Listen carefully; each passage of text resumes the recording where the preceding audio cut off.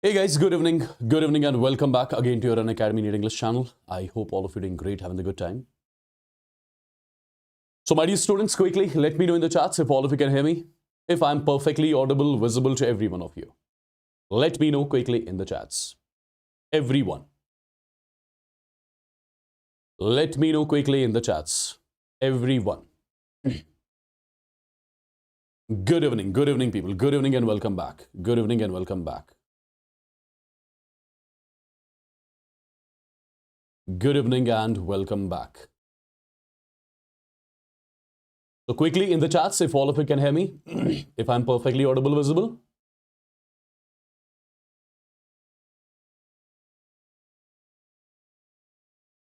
All right, I think I'm perfectly audible, visible. Amazing. Amazing, guys.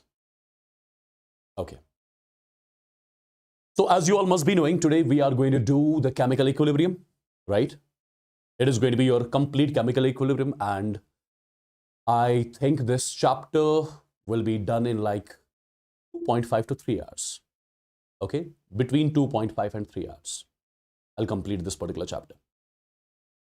I'll be discussing all the topics with you in detail. I'm not going to skip anything. Okay. Everything will be discussed in detail. This class is in English. It's in English. It's in English. So let me know in the chats. First of all, which part of the country you guys are watching me from? I just want to know. I just want to know, people. I just want to know quick in the chats.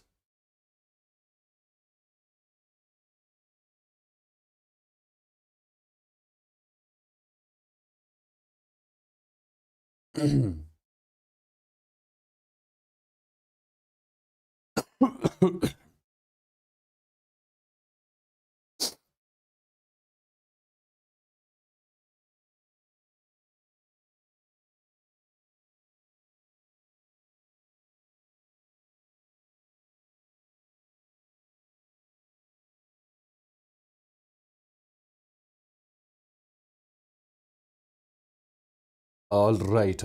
I can see majority is from Tamil Nadu, Karnataka, Lakshadweep, Telangana, Kashmir. Okay. Great.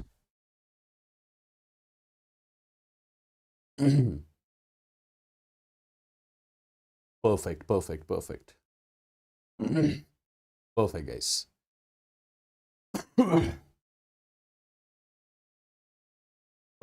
Perfect. Okay. A quick question to all of you. Have you studied this particular chapter before? Honestly, you can say yes or no. Anyways, I'll be starting from the basics only. You need not to worry about anything. I'm just asking you whether you have studied this chapter before or not. I just want to know that. Whether you have studied this particular chapter before or not. Say yes or no in the chats. I just want to know. I just want to know. In this chapter, I'll be discussing your theory as well as problems. Theory as well as problems. Don't worry.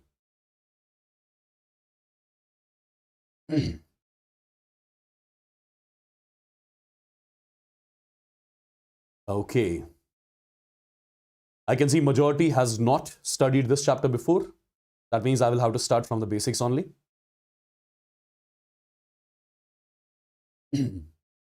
All right, guys. All right. Okay, one more thing. I'll be sharing the handwritten notes of this particular session on my personal Telegram. Right? I hope you are the part of the Telegram channel already, which is Wassim Chemistry Official. WASSIM BHAT Chemistry Official is the name of the Telegram channel on which I shall be sharing the handwritten PDF of this particular session. Okay? Perfect. Chalo. I think we should get going, and I would want you guys to be with me till the end. And the session duration is going to be 2.5 hours to maximum 3 hours. In maximum 3 hours, I'll be completing this. Okay. I was your student from 2025 batch. I got AIMS. That's great. Congratulations. Amazing. It's a great news. Right? Amazing, amazing. Amazing, guys. Okay. Perfect. So let's start the chapter, my dear students. Let's start the chapter. Just give me a second. Let me just check whether everything is perfectly working.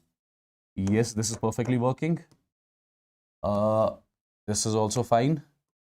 This is also fine. Perfect. So what all things we have to discuss in the chemical equilibrium chapter? From where we are going to start this particular chapter? My dear students, the first thing which I would want everyone to know, what is that? That is, what is a reversible reaction? What is a reversible reaction? If you ask me, what is a reversible reaction? I believe you all would have heard about this. A reversible reaction. My dear students, any reaction that proceeds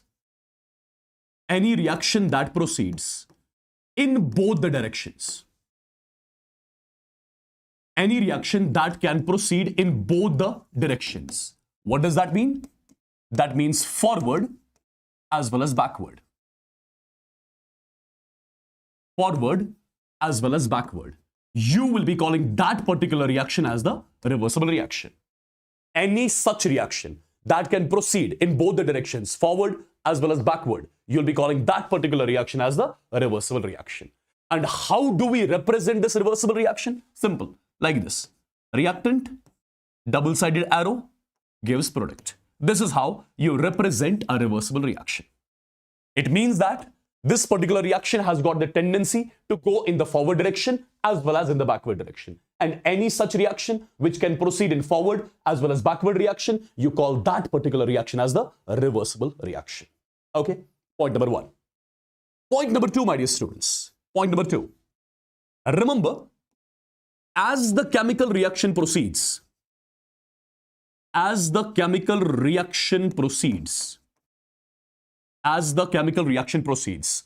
number of moles of reactant, concentration of reactant, pressure of reactant. What happens to these three? They decrease with time.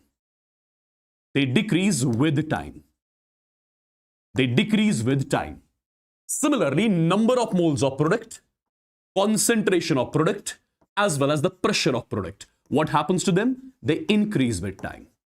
This is one more important thing which I would want every one of you to remember.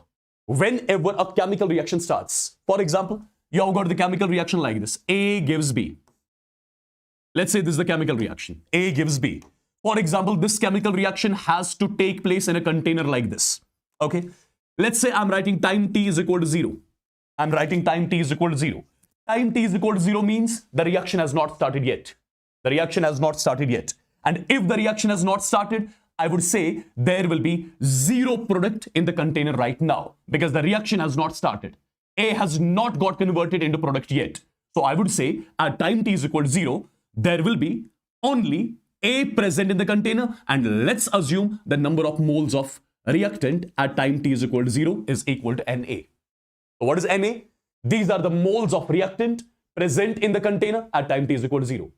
Since the reaction has not started yet, that means moles of product in the container at time t is equal to 0 will be 0. Perfect. Now, my dear students, it's pretty much simple. When this reaction will start, when this A will start getting converted into B, what's going to happen to the number of moles of A? Number of moles of A are going to decrease with time. Number of moles of B, they will start to increase with time. That's what I told you over here. Number of moles of reactant decrease with time. Number of moles of product increase with time. There's a term which I'm going to define here. What is that term? That term is concentration, which I represent with square brackets. Concentration, which I represent with square brackets. Let me tell you, concentration is nothing but moles divided by volume. Let's say this container has got the volume V. Let's say volume of this container is V liters. When I divide moles of a substance with the volume, what do I get? I get concentration.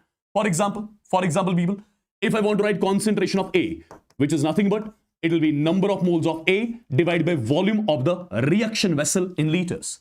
If I write concentration of B, it will be number of moles of B divided by volume of the reaction vessel in liters. Now, as I told you, when the reaction proceeds, when A starts getting converted into B, number of moles of A are going to decrease with time. And if moles of A are decreasing with time, that means concentration of A will decrease with time too. Okay? Similarly, number of moles of B are increasing with time. Therefore, concentration of B will increase with time too. So that's what I mentioned over here. As the reaction proceeds, concentration of reactant decrease with time, concentration of product, it increase with time. Perfect? Perfect, people. Similarly, my dear students, one more thing. For example, A is in gaseous phase. Imagine B is also in gaseous phase. Imagine A and B both are in gaseous phase. If A and B both are in gaseous phase, at time t is equal to 0, at time t is equal to 0, which gas will be there in the container? There will be gas A present in the container. There will be gas A present in the container at time t is equal to 0. So at time t is equal to 0, whatever will be the total pressure of the system, that is entirely due to A. Because there is no B present at time t is equal to 0. Okay? So at time t is equal to 0, whatever is the total pressure of the system, that is entirely due to A. Perfect? My dear students, as the reaction proceeds, number of moles of A are decreasing with time. And when the number of moles of A decrease with time, I would say pressure due to A, that's also going to decrease with time. Pressure due to A, that's going to decrease with time. Number of moles of B increased with time. That means pressure due to B also increased with time. That's what I mentioned over here. Pressure due to reactant, that decreases with time. Pressure due to product, that increases with time. I believe these two statements are clear. And if they are clear, my dear students, then you should be able to plot two graphs over here. And what are the graphs? Have a look. For example, I'm plotting a graph between moles versus time. I'm plotting a graph between moles versus time. I will be plotting it for reactants as well as products. I'll be plotting it for reactants as well as products. Now, people, have a look. At time t is equal to 0, at time t is equal to 0, number of moles of reactant are maximum in the container.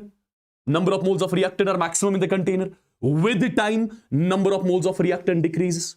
With the time, number of moles of reactant decreases. With the time, concentration of reactant also decreases. With time, pressure of reactant also decreases. So this is not a single graph. These are three graphs. It is moles versus time, concentration versus time, as well as pressure versus time. For what? For your reactant. Yes. Talk about the product. This is time t is equal to 0. At time t is equal to 0, since the reaction has not started, that means number of moles of product in the container will be 0. And when the time goes on, when the reaction starts, number of moles of product increase with time. Similarly, concentration of product increase with time. Similarly, pressure due to product, that increase with time. So this is again moles versus time, concentration versus time, as well as the pressure versus time. For what? For product. I believe this is clear to everyone. If this is clear, let me know quickly in the chats. Every one of you.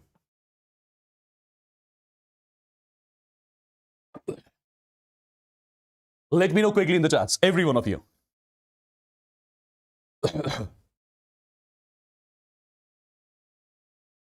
Every one of you people.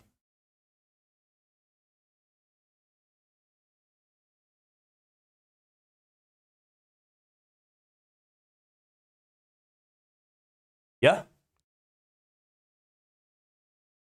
Amazing. Now, let me tell you, there is one law, my dear students, which we have to study in detail in some time.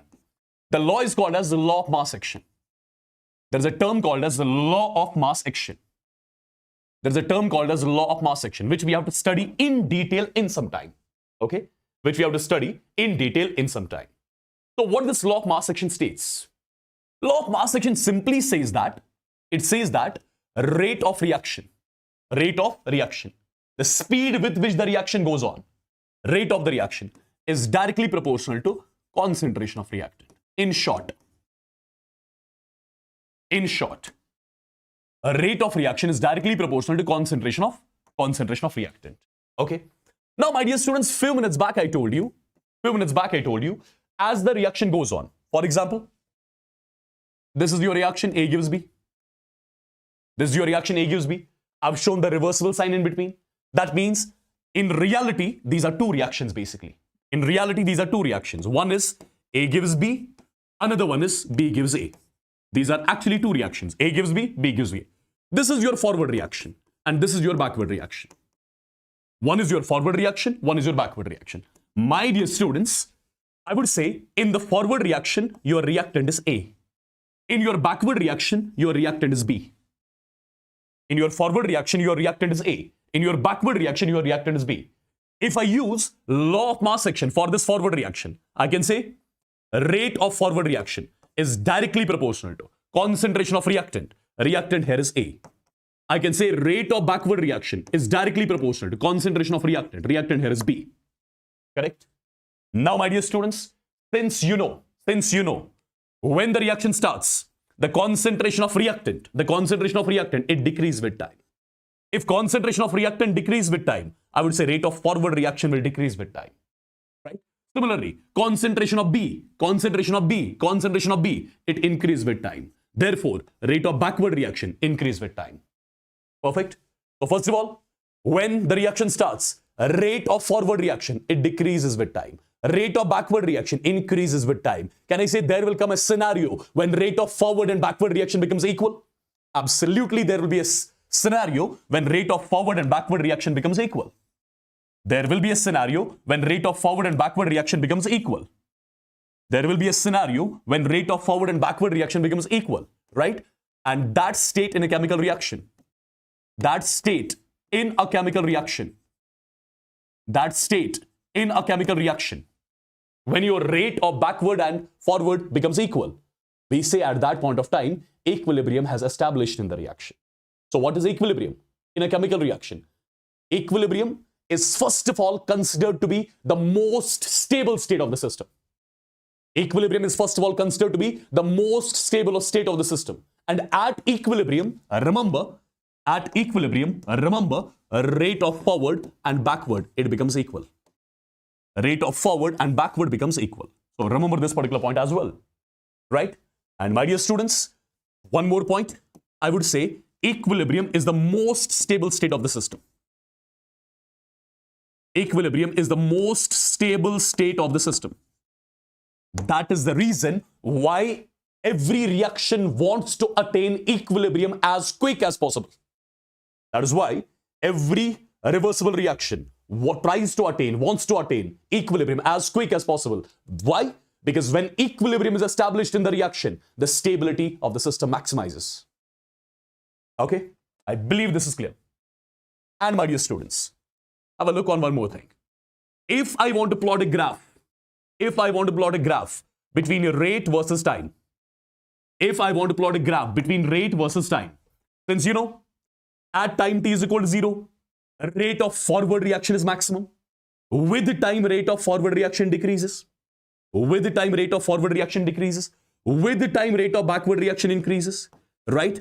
And there comes a point, there comes a time, there comes a scenario after which rate of forward and backward becomes equal. We say at that point of time, equilibrium is established in the reaction. Right? We say at that particular point of time, equilibrium is established in the reaction. I believe this is something which is clear to every one of you. Yes? Right? Now, my dear students, I need to tell you one more important thing here. And what is that important thing? Let's have a look. The content is very crisp, short, and precise. Whatever is required for your exam, that's something which I'm going to teach you here. Right? No details, nothing. Wherever I feel details are required, I'll give you the details there. So first of all, my dear students, one more important thing. At equilibrium, when equilibrium is established in the reaction, all the measurable properties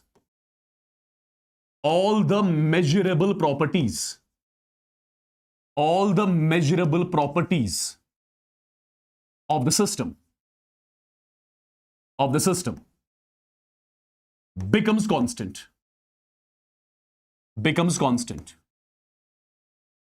All the measurable properties of the system becomes constant. For example, moles of reactant products becomes constant, pressure becomes constant, temperature becomes constant, concentration becomes constant. What does it mean? See, I told you one thing, people. I told you already, when the chemical reaction starts, the concentration of reactant decreases with time. The concentration of product increases with time. there comes a scenario when rate of forward backward becomes equal. And when rate of forward backward becomes equal, after that, the concentration of reactants products is not going to change. Moles of reactant product is not going to change. Pressure of reactant product is not going to change. So I would say when equilibrium is established in the reaction, when rate of forward and backward becomes equal, I would say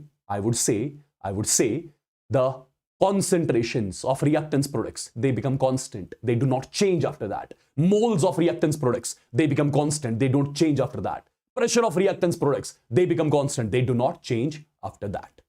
Okay? I believe this particular point is clear to everyone.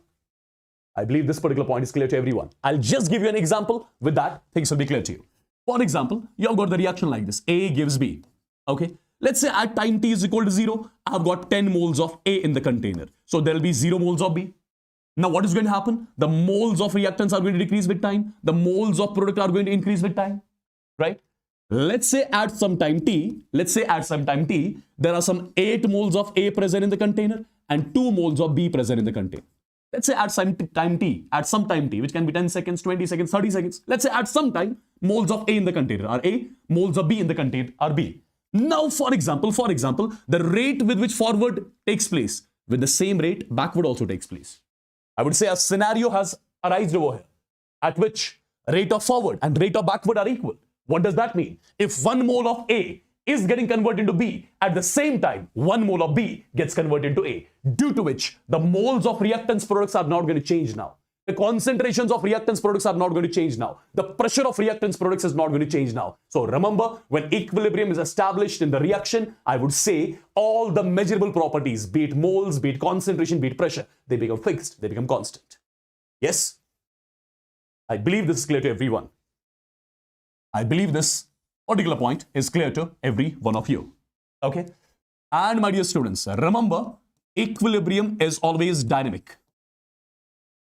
Your equilibrium is dynamic in nature. It is dynamic in nature. What does that mean? That means when equilibrium is established in the reaction, after that the reaction is not going to stop. It is a loop then.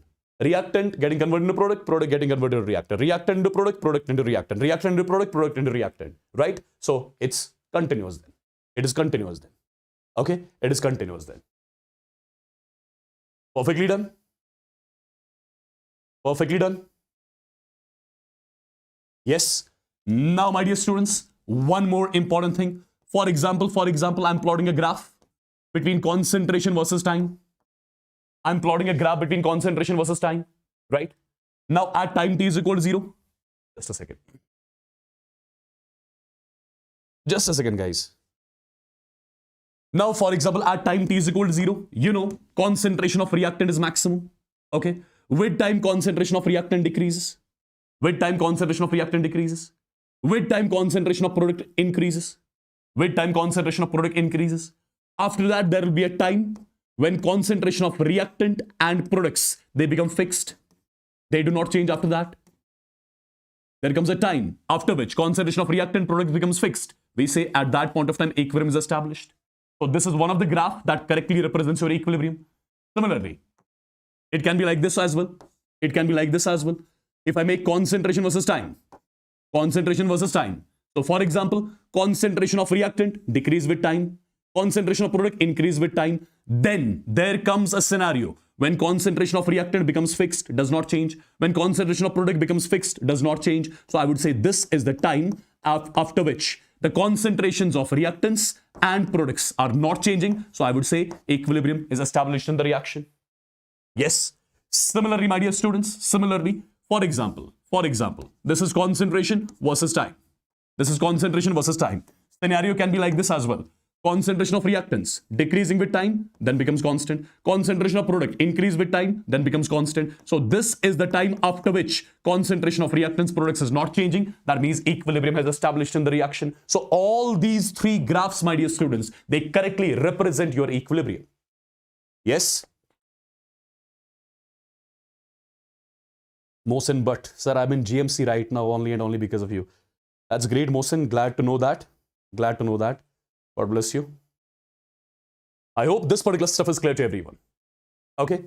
Now, my dear students, let's move on to something called as the law of mass action. Let's move on to something called as the law of mass action. What this law of mass action states, in short, see what this law of mass action states. Law of mass action says that rate of the reaction is directly proportional to the product of active masses of reactants raised to the powers of their respective stoichiometric coefficients. What does that mean? First of all, my dear students, remember three things. Remember three things from now on. Whenever you see any reactant or product in aqueous phase, whenever you see any reactant or product in which phase? In aqueous phase. That means in the bracket, they will mention aqueous. Remember that particular reactant or product which will be in aqueous phase, its active mass is nothing but its concentration.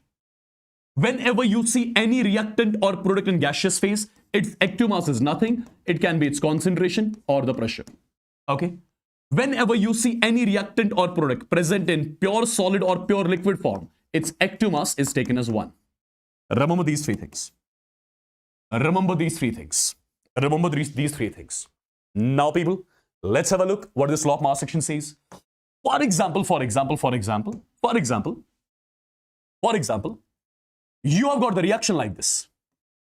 N1A plus N2B. It gives N3C plus N4D. Let's say this is the reaction. A balanced chemical equation wherein N1, N2, N3, N4. These are the stoichiometric coefficients of reactants and products. These are the stoichiometric coefficients of reactants and products.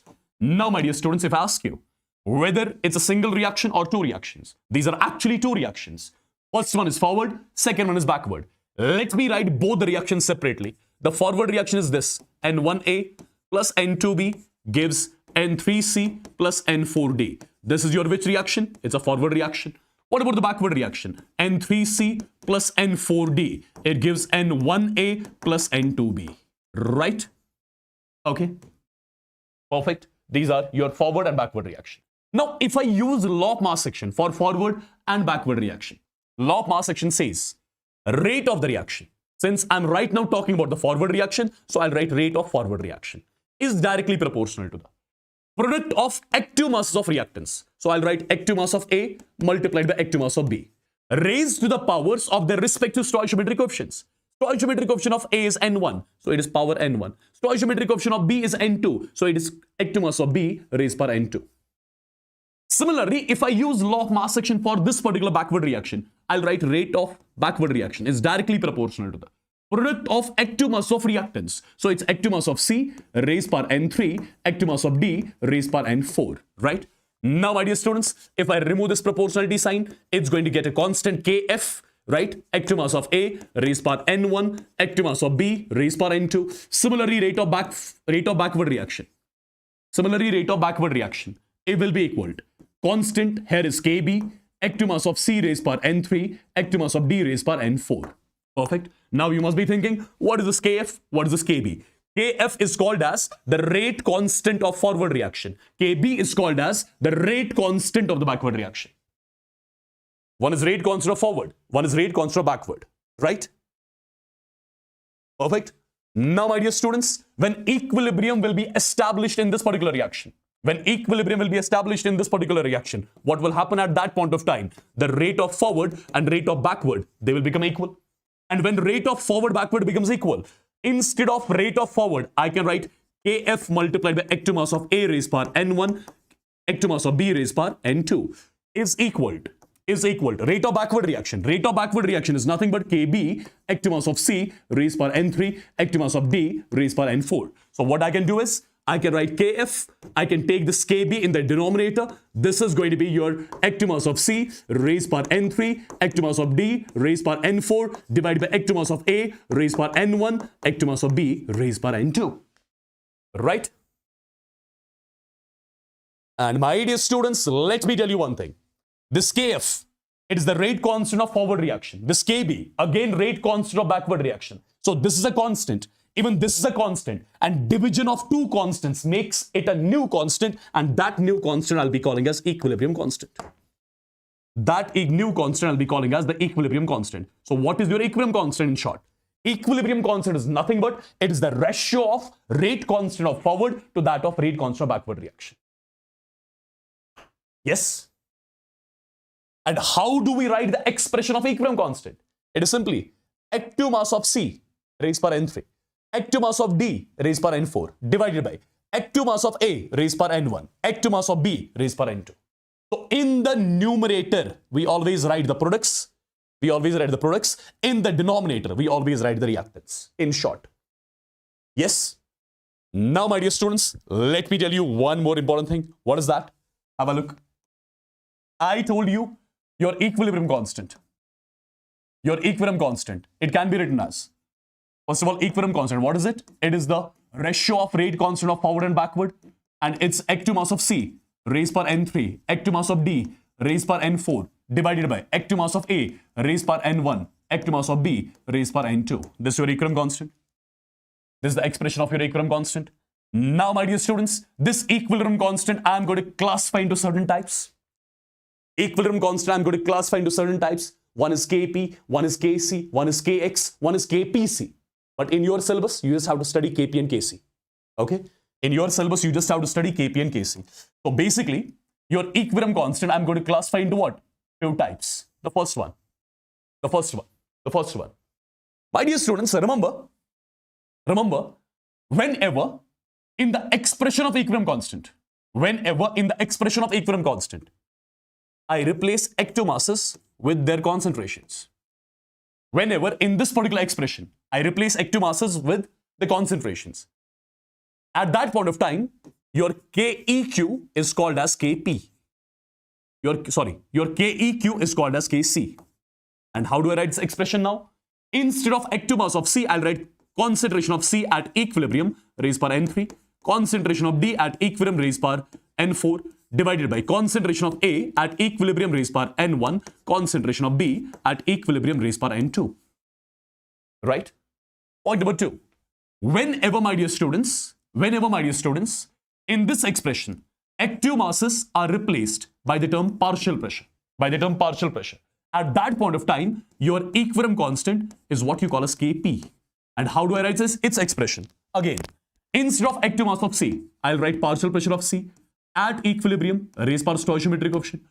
Again, partial pressure of D at equilibrium raised per stoichiometric coefficient divided by partial pressure of A at equilibrium raised per stoichiometric coefficient, partial pressure of B at equilibrium raised per stoichiometric coefficient. So this is how you write the expressions of what? You write the expressions of your Kp and Kc. I believe this is clear to everyone. So basically, I must say one thing. Whenever in the expression of equilibrium constant, you replace active masses with the concentrations, then equilibrium constant is called as Kc.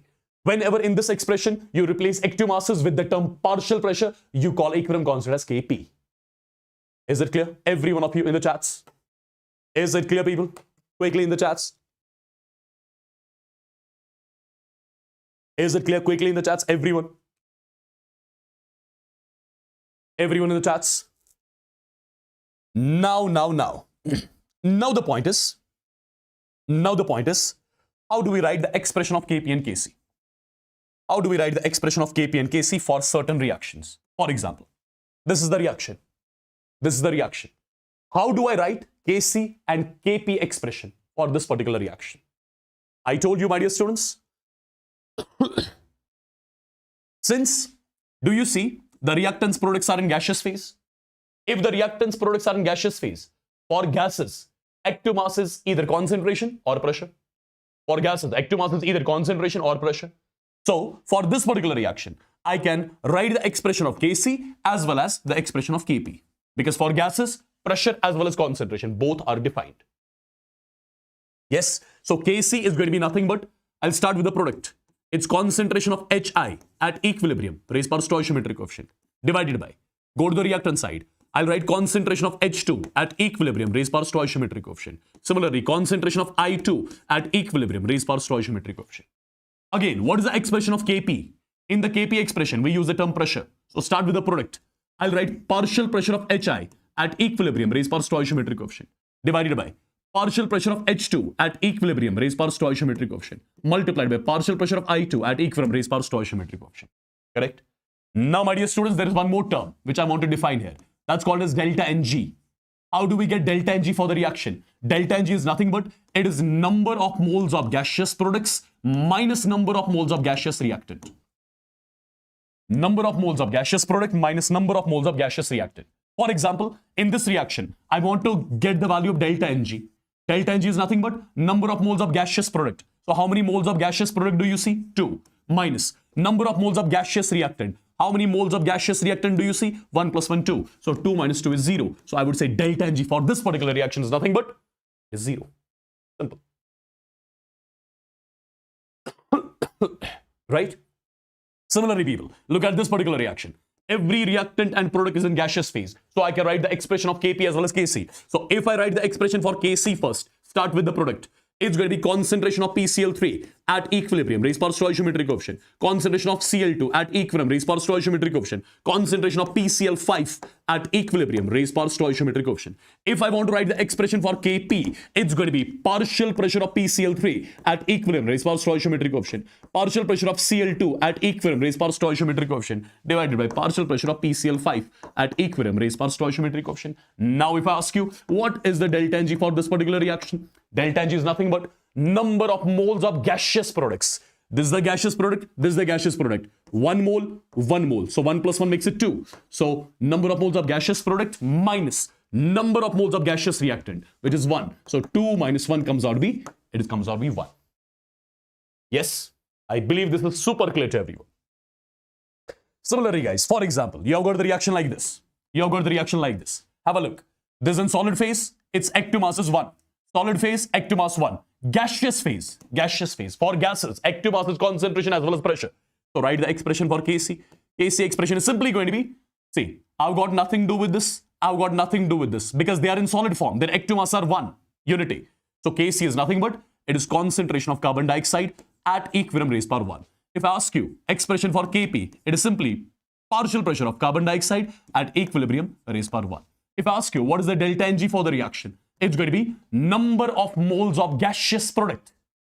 Is this the gaseous product? No, it's in solid form. This is the gaseous product. And how many moles? 1. Do you see any gaseous reactant? No. So delta Ng for this reaction is 1. Yeah? Perfect. Sir, do you know Shimon, sir? Shimon is one of my best friends. Okay? We have started teaching career together back in 2018 from Chennai. Okay, look at this particular reaction. This is in solid form, its active mass is 1, so nothing to do with this. Gaseous form, right? So first of all, if I write the expression for Kc now, it's going to be concentration of SO3 at equilibrium raised power 1 divided by concentration of O2 at equilibrium raised power 3 by 2. If I want to write the expression of Kp, it's going to be pressure of SO3 at equilibrium raised power 1 divided by pressure of O2 at equilibrium raised power 3 by 2. Yeah? So my dear students, delta Ng. How do I get delta Ng for the reaction? Quick people.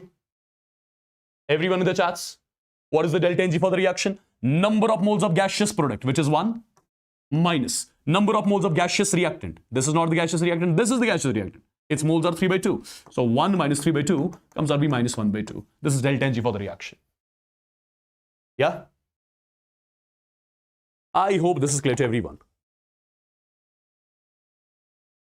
And my dear students, if this is clear to everyone, let me tell you, there is a quick relation between Kp and Kc as well.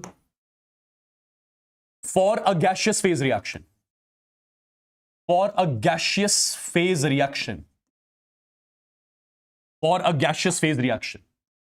remember, let's say you have got the reaction like this. N1A gas in equilibrium with N2B gas. This is your reaction. Okay. Now for this reaction, there will be Kp. This reaction will have the value of its Kp. It will have the value of its Kc. Now there's a relation between Kp and Kc. You must remember that. I'm not deriving any result because that's of no use to us at this point of time. I'll just give you the result and I'll show you how to use that result. Nothing more, nothing less. Have a look. Have a look, people. So first of all, the result between Kp and Kc is nothing but, for a gaseous phase reaction, it is Kp is equal to Kc RT raised by your delta Ng for a gaseous phase reaction. This is the direct result that relates Kp and Kc of a particular reaction. Okay. And my dear students, remember just one thing. If delta Ng for the reaction is 0, that particular reaction whose delta Ng will be 0, anything raised power 0 is 1. Remember, its Kp and Kc will be equal. Remember, its Kp and Kc will be equal. And if delta Ng is non-zero, you can say Kp won't be equal to Kc. So remember this particular stuff as well. So Kp for a reaction is equal to Kc RT raised power delta Ng for a gaseous phase reaction. For example, look at all these questions. Write the Kp expression in terms of Kc. Question number 1. My dear students, if I ask you what is the delta Ng for reaction number 1? Number of moles of gaseous product, which is 2, minus number of moles of gaseous reactant. 1 plus 1 is 2, so 2 minus 2 is 0. That particular reaction whose delta Ng is 0, I told you a few minutes back, its Kp and Kc will be equal. Right? Simple. Go to the reaction number 2. What about delta Ng for this particular reaction? Delta Ng for this reaction will be equal to number of moles of gaseous product, 1 plus 1, that is 2, minus number of moles of gaseous reactant, that's 1. So 2 minus 1 is 1. If delta Ng is 1, I would say Kp will be equal to Kc RT raised by delta Ng, that is 1. This is the relation between Kp and Kc here. And this is the relation between Kp and Kc for the first reaction. Similarly, go to the reaction number 3. What is the delta Ng value for this reaction? I would say delta Ng value for the third reaction is number of moles of gaseous product, which is 2, minus number of moles of gaseous reactant, which is 3 plus 1, that's 4. The value comes out to be minus 2. So I would say your Kp is nothing. It is Kc RT raised by delta Ng, which is minus 2. Yeah? Right, my dear students? Look at the fourth reaction. If you talk about the fourth reaction, what about the delta Ng value for the fourth reaction? It is number of moles of gaseous product, that is 1, minus number of moles of gaseous reactant, that's 0. So I would say Kp is nothing but it is Kc RT raised by 1. Okay? Done and dusted. Now, my dear students, what are going to be the units of Kp and Kc? You must be thinking, what are going to be the units of Kp and Kc? Let me tell you, if you talk about the units of Kc is simply going to be mole per liter raised by delta Ng for the reaction. For a gaseous phase reaction, Kc units are going to be this. And Kp units are going to be simply atm raised by delta Ng for a gaseous phase reaction if pressure is given in atm. For example, let me make you understand this as well. Let's say, my dear students, you have got these reactions. If I ask you, what is going to be the unit of Kc for the first reaction? Unit of Kc. Since delta Ng is 0, let me write it over here. If I talk about the first reaction, for the first reaction, delta Ng is 0. So I would say Kc units are basically moles per liter raised by delta Ng. Anything raised by 0 is 1. So it is unitless. Kc is unitless for the first reaction. Similarly, Kp, it is atmosphere raised by delta Ng. Delta Ng is 0. So it's again unitless. So for the first reaction, Kp and Kc are unitless. Right? Similarly, for example, look at the second reaction. For example, what is the delta Ng for the second reaction? We have already discussed delta Ng for the second reaction is equal to 1. So I would say Kc units will be mole per liter raised by delta Ng. Similarly, Kp unit will be atm raised by delta Ng here, which is 1. So these are its units. So this is how you check the units of Kp and Kc. Now, my dear students, you must know what are the different characteristics of equilibrium constant. Few things which I would want every one of you to remember. Different characteristics of equilibrium constant. The first characteristic feature of equilibrium constant, what is that? Remember, equilibrium constant, it does not depend upon the initial concentration of reactants, nor it depends on catalyst.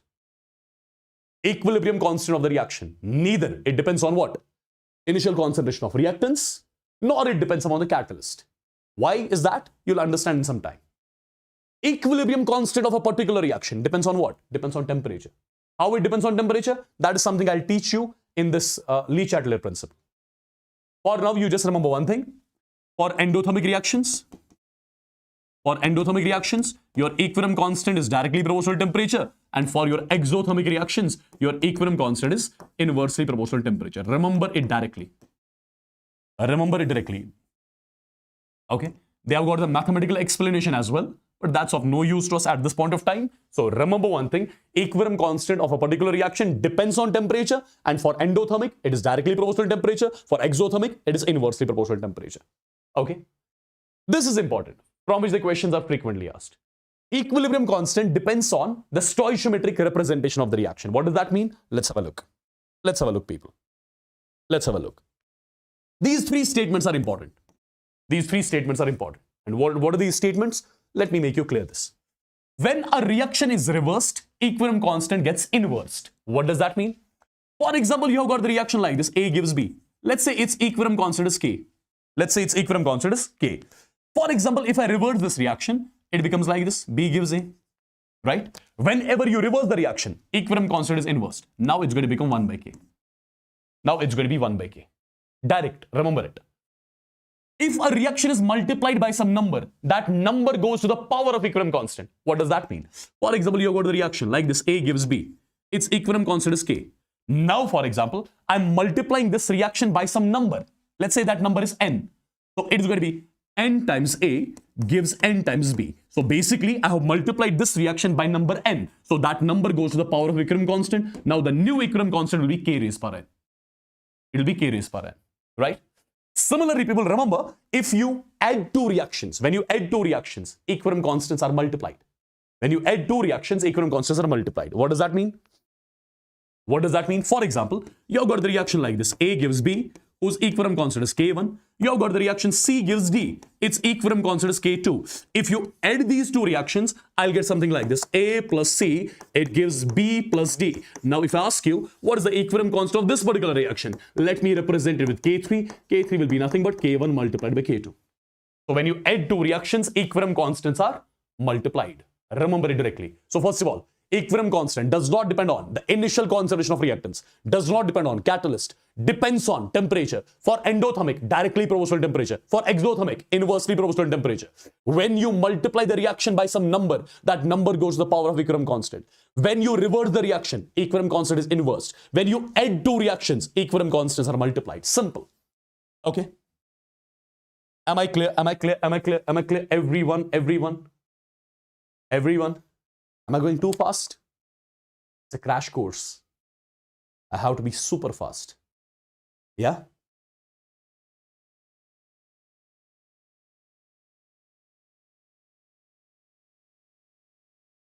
Quickly, people, everyone in the chats. Say yes or no. I think the ones who are going to watch it in the recorded format, they will have to watch it at 0.75x.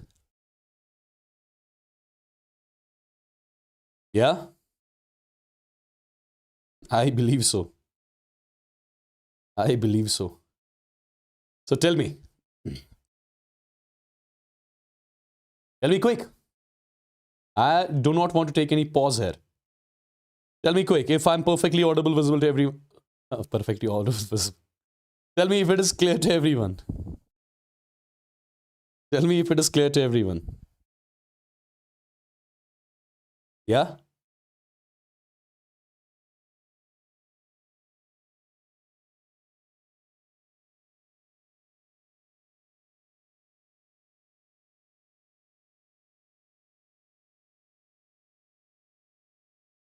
Guys, say it once quickly so that I can move ahead. Why are you making me wait? I don't want to wait. Just say it.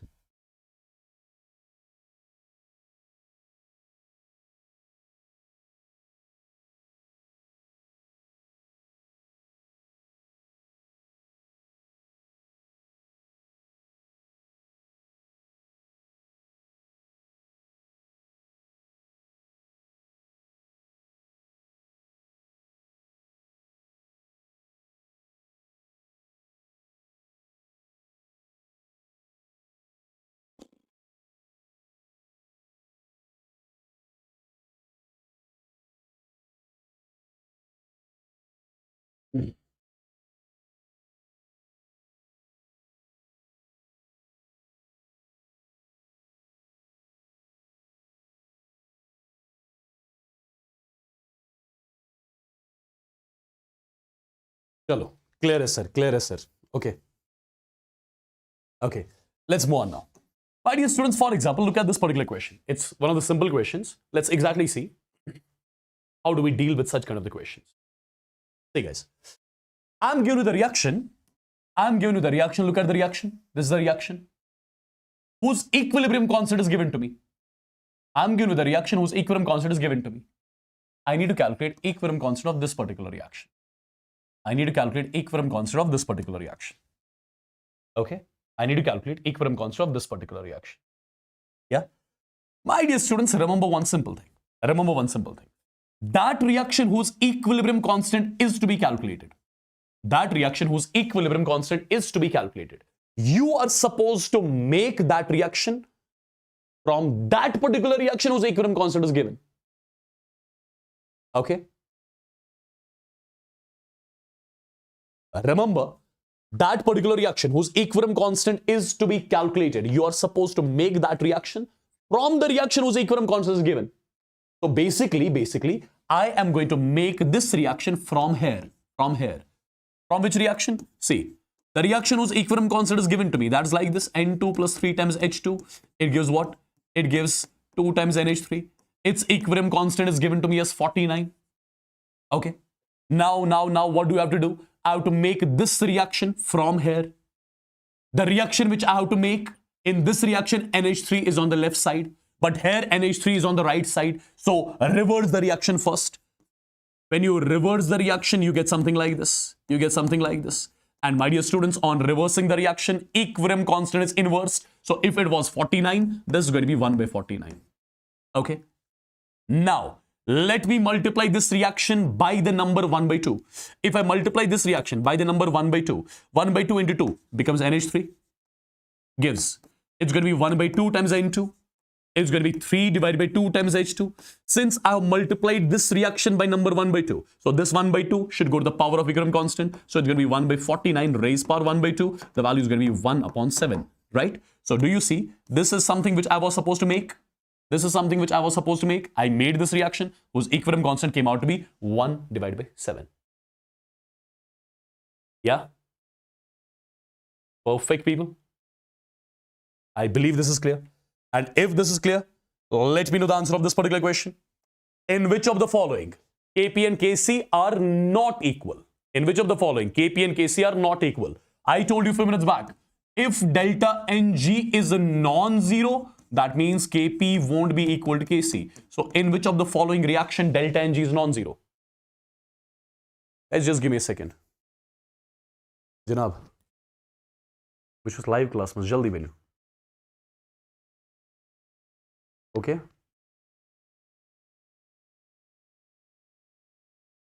Suchel. Such normal, suchel. Na, such normal. Agar yet much na gasai, yet much correction windows mazima. It's normal cheese, like cheese. Don't worry. Okay. So, in which of the following reaction delta Ng is non-zero? Tell me. Everyone has given the answer. It's option D. If you look at this particular reaction, delta Ng will be equal to number of moles of gaseous product minus number of moles of gaseous reactant. That's 1. So, delta Ng is 1. It is non-zero. If it is non-zero, Kp, Kc won't be equal. As simple as that. Amazing. Good job. Now, my dear students, this is something which I love. What is that? That is Kp and Kc calculation. Okay? Understand properly how I'm going to deal with the questions, how you are going to clarify this. Okay. See guys, you get questions frequently based on Kp and Kc calculation. How exactly? First of all, in order to calculate Kp or in order to calculate Kc, we have got two methods. One is your mole method. One is your degree of dissociation method. How do we use mole method? How do we use degree of dissociation method? Before talking about that, I need to tell you something very, very, very important. What is that? I need to talk about the calculation of moles. The calculation of moles of reactants and products at equilibrium.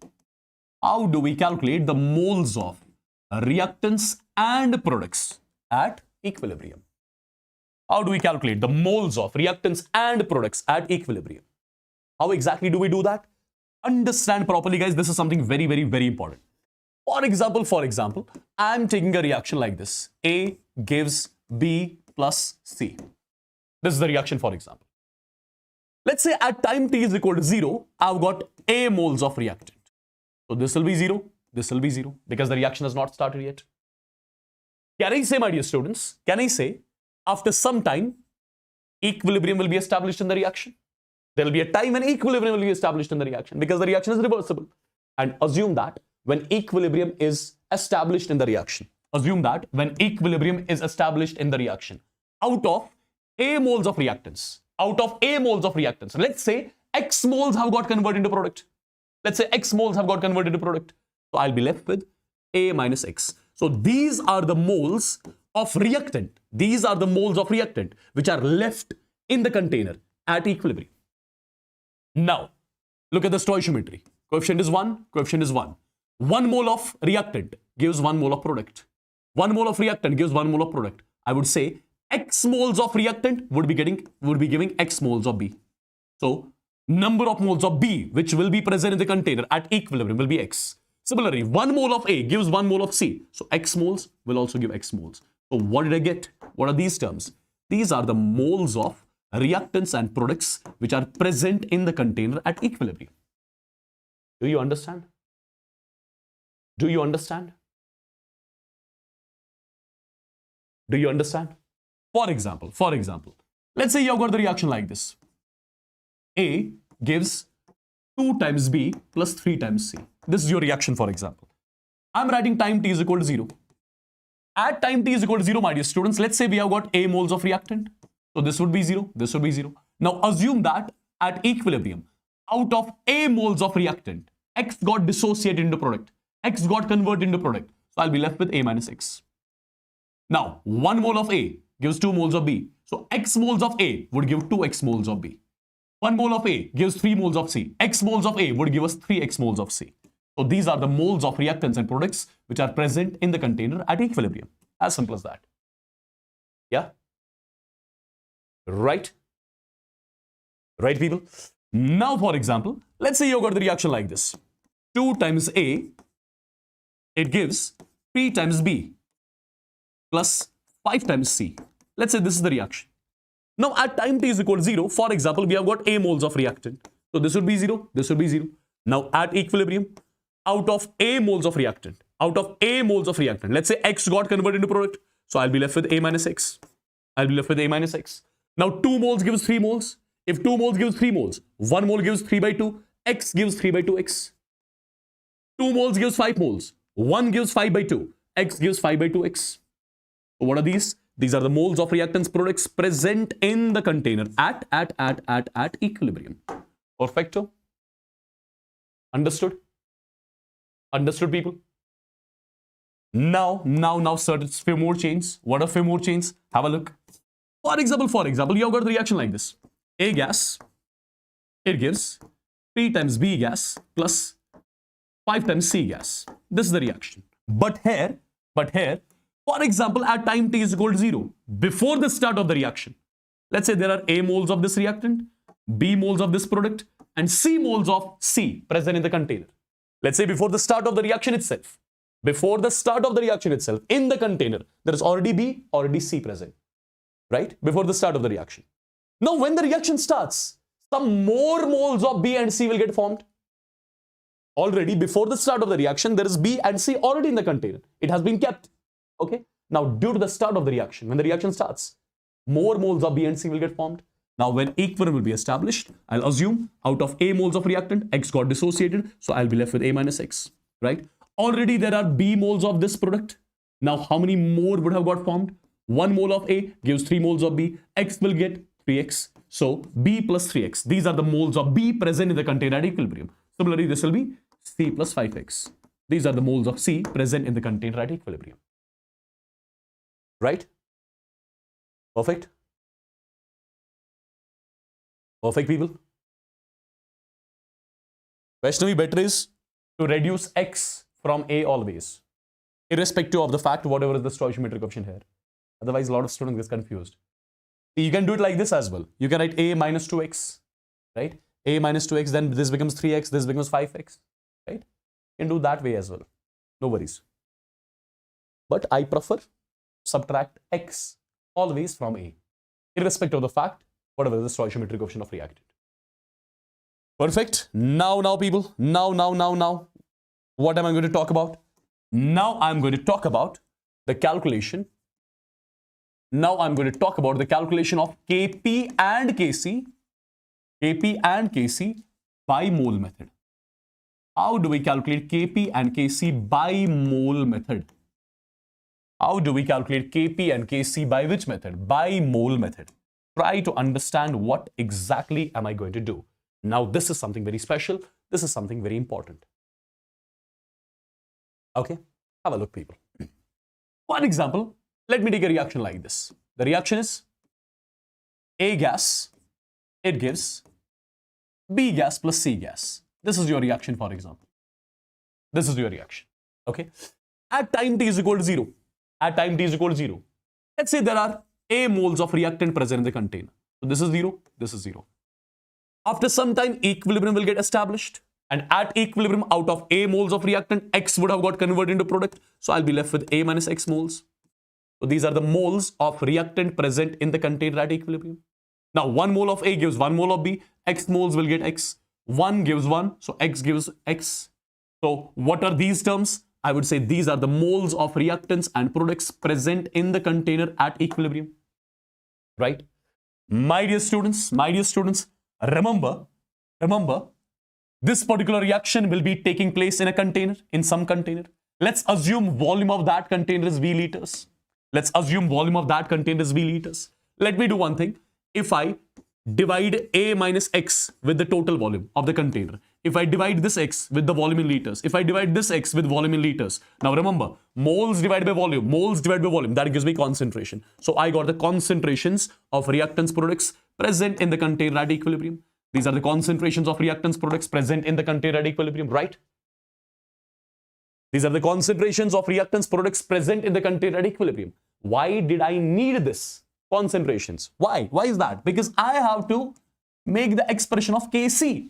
And Kc expression will be concentration of B at equilibrium raised power stoichiometric coefficient, concentration of C at equilibrium raised power stoichiometric coefficient, concentration of A at equilibrium raised power stoichiometric coefficient.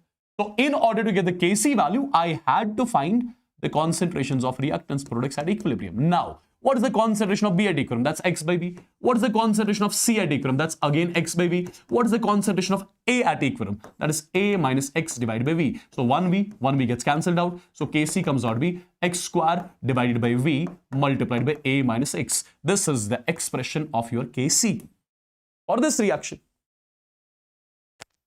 Okay?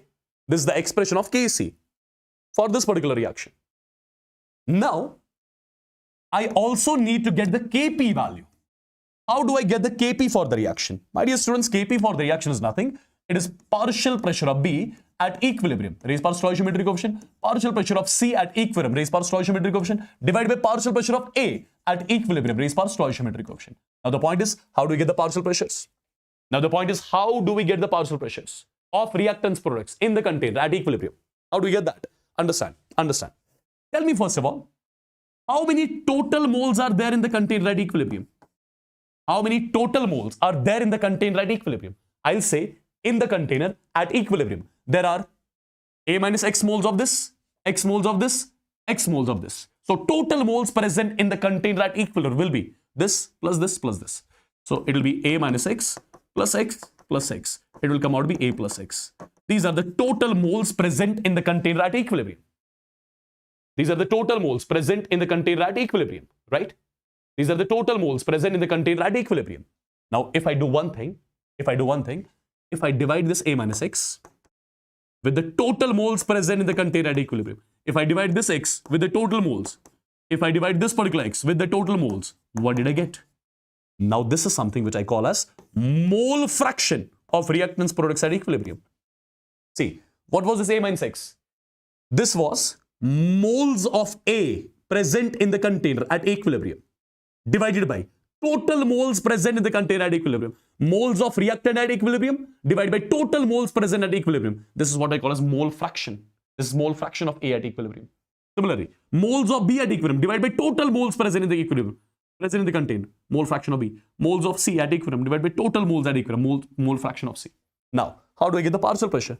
My dear students, remember, at equilibrium, how many gases are there in the container?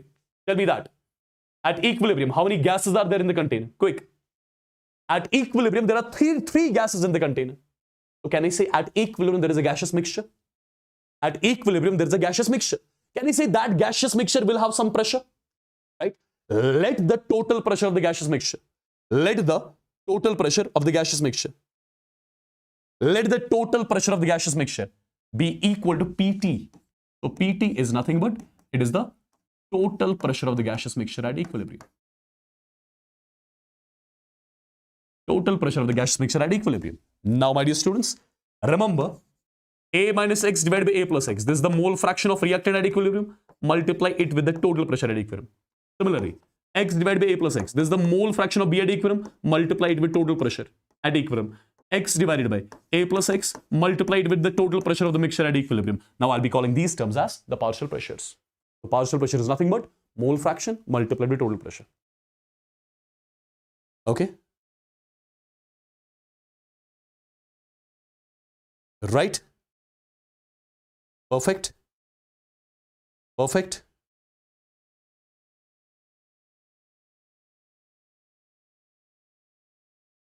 Perfect, people. Am I clear with this? Am I clear with this? Everyone? Everyone in the chats? Everyone in the chats? So these are basically the partial pressures of reactants products present in the container at equilibrium. Now, my dear students, if you got the partial pressures of reactants products present in the container at equilibrium, what am I supposed to do now? Just write the expression of Kp. Kp will be partial pressure of B at equilibrium. That's X divided by A plus X into Pt multiplied by partial pressure of C at equilibrium. That's again X divided by A plus X multiplied by Pt divided by partial pressure of A at equilibrium. That's A minus X divided by A plus X multiplied by what? Multiplied by Pt. So first of all, this A plus X cancels out. 1 Pt cancels out. So I would say Kp is nothing but X into X makes it X square. 1 Pt is left in the numerator. A plus X into A minus X makes it A square minus X square. So I would say this is the expression for Kp for the same reaction. This is something very important. Sir, phone and you know. You should prove Gomut. Don't worry. I know. Someone is saying wrong. Yes, it might be wrong from your area. Okay? Is everything clear?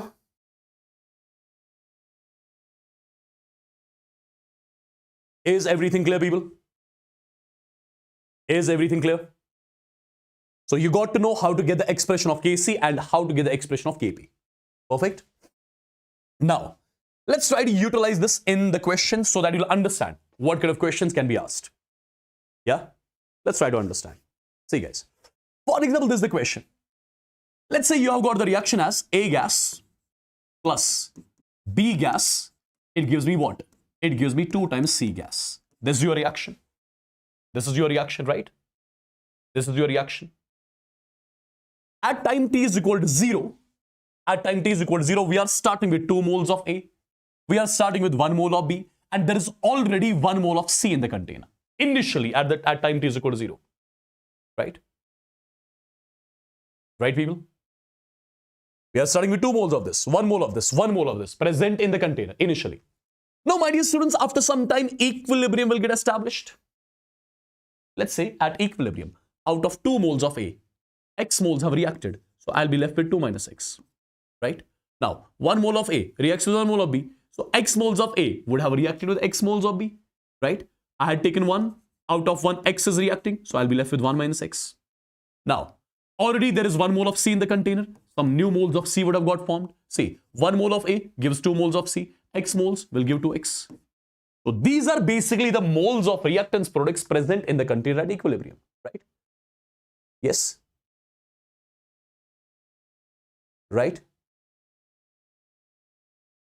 Munir sab tat khatre J&K channel, ish NEET English channel. Iksha jigar, ish different channel. Yes, unpad lagan. Ish NEET English channel, ish English pad mein parna tat khatre J&K channel vishin. Iksha jigar, thodas act kara mature.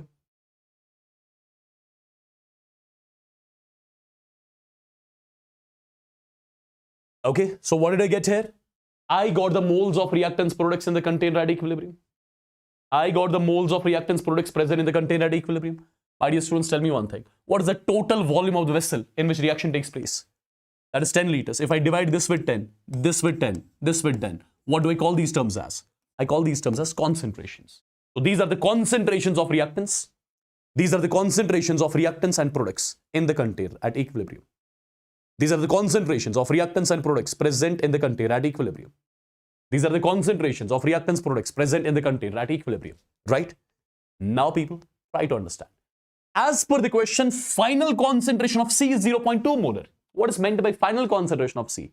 Final concentration of C means concentration of C at equilibrium. Do you understand? That is the final concentration of C. Because once equilibrium is established, after that the concentrations are never going to change, right? The concentration of C at equilibrium is given to be as 0.2. Now, as per our calculations, what is the concentration of C at equilibrium? That is 1 plus 2x divided by 10. This value is equal to 0.2, which is 2 by 10. X cancel. Sorry, 10 cancels. 2 minus 1 is 1. X is equal to 1 by 2. That means 0.5. So I got the value of X. I got the value of X. Since I got the value of X, so 2 minus 0.5 is 1.5. 1.5 divided by 10 will be 0.15 molar. 1 minus 0.5 is 0.5. Divided by 10 is 0.05. 1 plus 2x by 10. 1 plus 2x by 10. That is nothing but 0.2 molar. So what are these terms? These are the actual concentrations of reactants products at equilibrium. These are the actual concentrations of reactants and products at equilibrium. Now, I have to calculate Kc. Kc expression. Concentration of C at equilibrium raised power 2 divided by concentration of A at equilibrium raised power 1, concentration of B at equilibrium raised power 1. Now tell me, what is the concentration of C at equilibrium? That is 0.2 raised power 2 divided by concentration of A at equilibrium, that is 0.15 raised power 1, concentration of B at equilibrium, that's again 0.05 raised power 1. Solve this, get the value of Kc. We are done. We are done, people.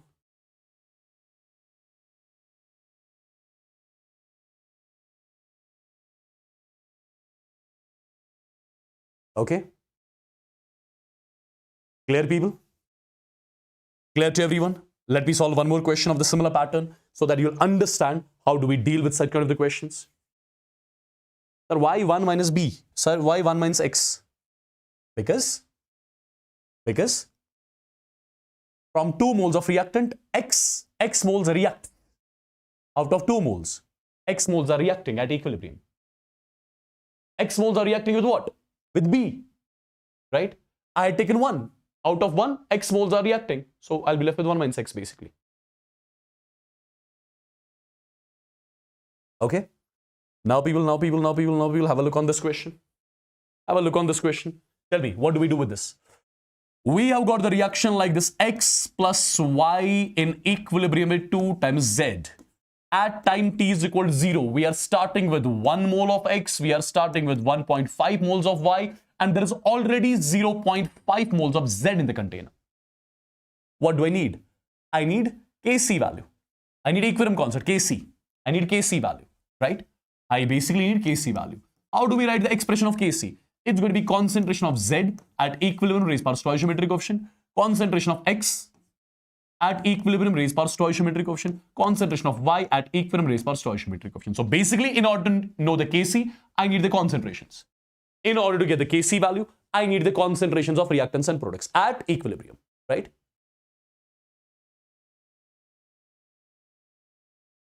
Right, people? Mera nana torgas paneba. Torgas paneba. Okay. So my dear students, have a look. At equilibrium, let's assume out of 1 mole of X, out of 1 mole of this reactant, X moles have reacted. So I'll be left with 1 minus X, right? Now, 1 mole of this reacts with 1 mole of this. X moles of This will react with X moles of this. I had taken 1.5. Out of 1.5, X are reacting. I'll be left with 1.5 minus X. Already there are 0.5 moles of Z in the container. Some new moles would have also got formed. 1 mole gives 2, so X gives 2X. So these are the moles of reactants products present in the container at equilibrium. If these are the moles of reactants products present in the equilibrium, so let me divide these moles with the total volume. Total volume is 1 liter. So divide by 1, divide by 1, divide by 1. So these are the concentrations basically. These are the concentrations of what? These are the concentrations of reactants products in the container. At what? At equilibrium. Now, as far as the question is concerned, at equilibrium, the concentration of Z is 1 molar. At equilibrium, concentration of Z at equilibrium is equal to 1 molar. As per our calculation, what is the concentration of Z at equilibrium? That is 0.5 plus 2x. So this value is equal to 1. So 2x will be equal to 0.5. So x will be equal to 0.25. Now put the value of x here everywhere. So 1 minus 0.25 will be 0.75. Similarly, 1.5 minus 0.25 will be 1.25. This particular term is equal to 1, right? So these are the concentrations of reactants products at equilibrium. Yeah? If you got the concentrations of reactants products at equilibrium, so that will be concentration of Z at equilibrium is 1 ka square, divided by concentration of X at equilibrium will be 0.75 raised power stoichiometric coefficient. Concentration of Y will be 1.25 raised power stoichiometric coefficient. Solve it, get the value of Kc, we are done. Am I clear, people? Am I clear to everyone? Did you understand how do we deal with such kind of the questions? There is one more type of question which I want to show you here. One more type of the question which I want to show you here. My dear students, you have got the reaction N2 gas plus 3 times H2 gas, right? It gives 2 times NH3 gas. This is your reaction. This is your reaction, right? Now, first of all, when equilibrium will be established in the reaction, you will have 3 gases in the container. You will have 3 gases in the container. When equilibrium will be established in the reaction, you will have 3 gases in the container, right? So technically at equilibrium, there will be a gaseous mixture. At equilibrium, there will be a gaseous mixture. There will be a gaseous mixture of these 3 gases present in the container, right? As far as the question is concerned, total pressure of the mixture at equilibrium is given to me.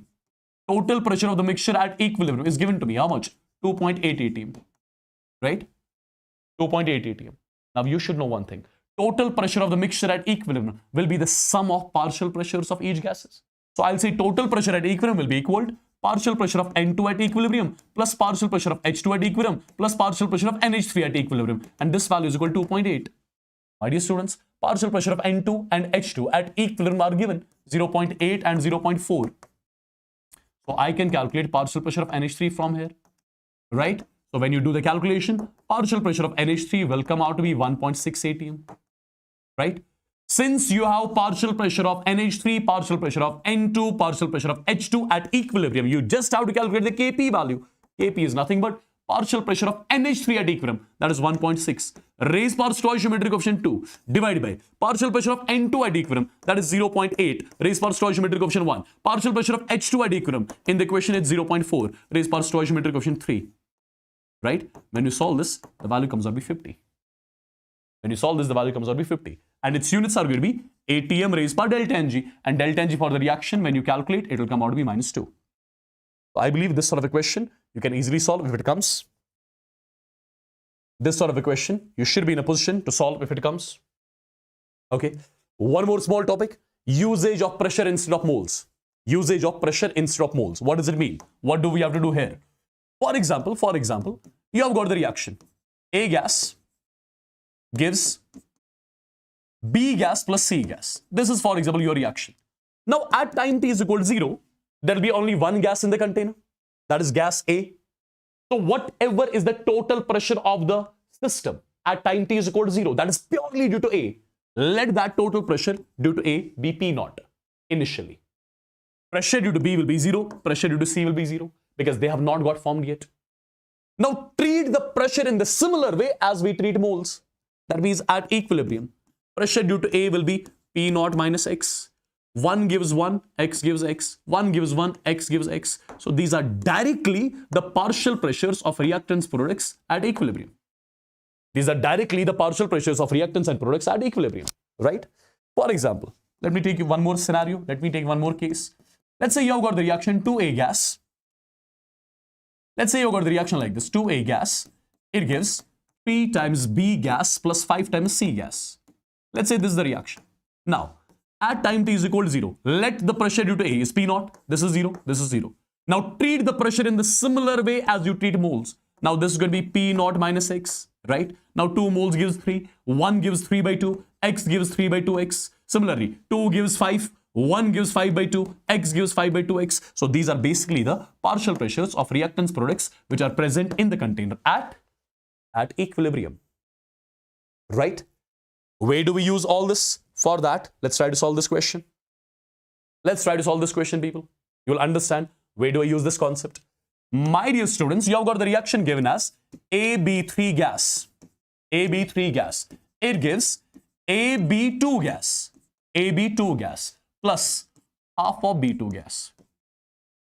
Plus half of B2 gas, right? Now, first of all, at time t is equal to 0, if the initial pressure of AB3 is 900, so this is 900 torr, this is 0, this will be 0. Now at equilibrium, treat the pressure in the similar way as you treat moles. So this has to be 900 minus X. 1 mole gives 1, X gives X. 1 gives 1 by 2, X gives X by 2. What are these terms? These are the respective partial pressures of reactants products present in the container at equilibrium. These are the respective partial pressures of reactants products present in the container at equilibrium. Yeah? Perfect. Now people, try to understand. The total pressure of the mixture at equilibrium is 1000 torr. Tell me one thing. Total pressure of the mixture at equilibrium is equal to what? Is equal to 1000 torr. And you know total pressure of the mixture at equilibrium will be the sum of the partial pressures. So it's going to be 900 minus X plus this X by 2. This value is equal to 1000. X cancels out. So X value will come out to be 200 torr. If you got the value of X, so 900 minus 200 is 700. This X is 200, right? X by 2, 200 by 2, that's 100. Perfect. So I got the partial pressures of reactants products in the container at equilibrium. And people, if you got the partial pressures of reactant products in the container at equilibrium, you can get easily the Kp expression. Kp is partial pressure of AB2 at equilibrium, that's 200. Raised par stoichiometric coefficient, that's 1. Partial pressure of B2 at equilibrium, that's 100. Raised par stoichiometric coefficient, that's 1 by 2. Divided by partial pressure of AB3 at equilibrium, that is 700. Raised par stoichiometric coefficient 1. The value comes out to be 20 divided by 7. And units are going to be ATM raised par delta Ng. What is delta Ng for the reaction? Number of moles of gaseous products. 1 plus 1 by 2, that's 3 by 2. 3 by 2 minus 1, that's 1 by 2. So it's ATM raised par 1 by 2. Did you understand how do we deal such kind of the questions? Everybody in the chats? Everybody in the chats?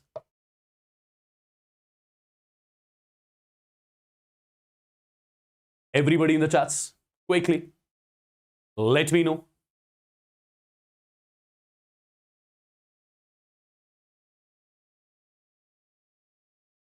Yeah?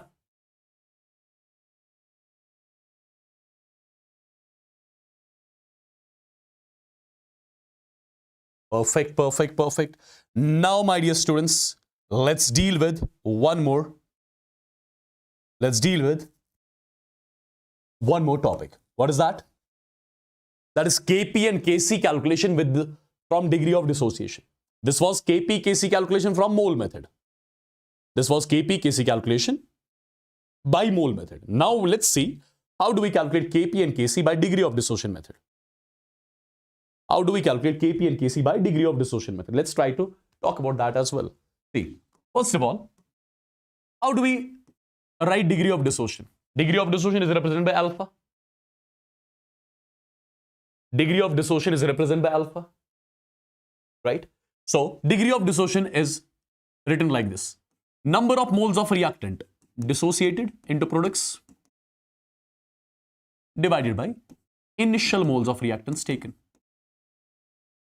This ratio is called as the degree of dissociation. Number of moles of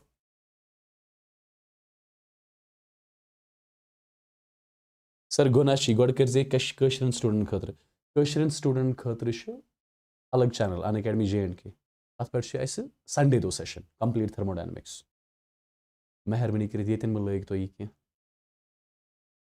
Okay. ठीक है बस बिहित आसान की जिगर ना ज़ाई मसना लिखित की आई ना सा दुनिया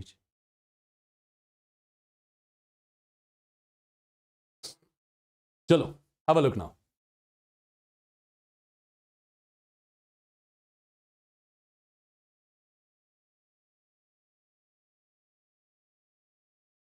Trayun ya level.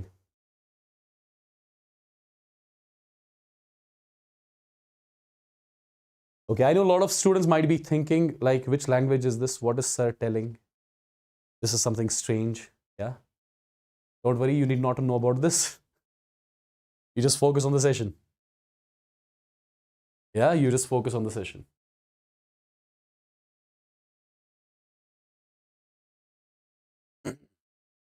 Okay, so my dear students, one thing.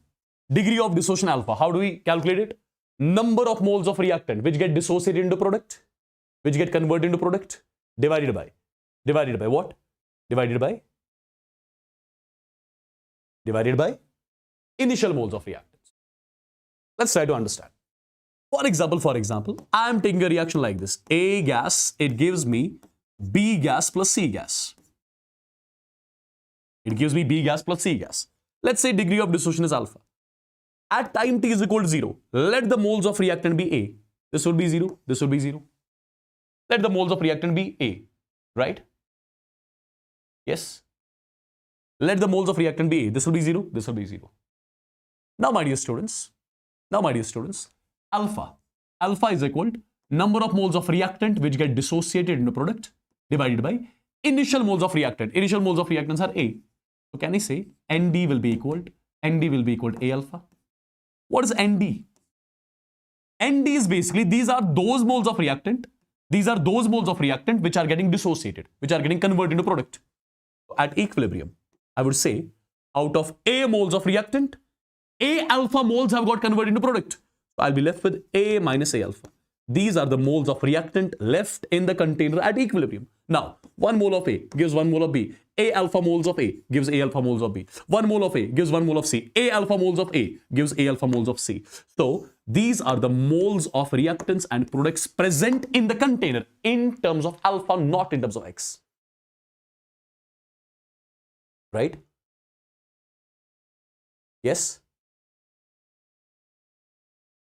Right, people?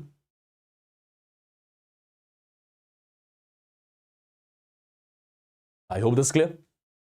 Now, my dear students, basically, till now we were doing Kp, Kc calculation in terms of X. So this A alpha is nothing but A alpha is actually X only. That's why this used to be A minus X. This used to be X, this used to be X. Right? Correct? Correct? Yeah?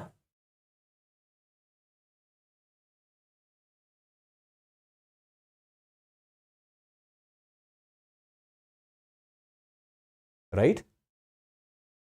I hope this is clear. So basically, from now onwards, remember, from A, how many moles you are going to subtract? From A alpha you are going to subtract. When it comes to mole method, from A you are going to subtract X.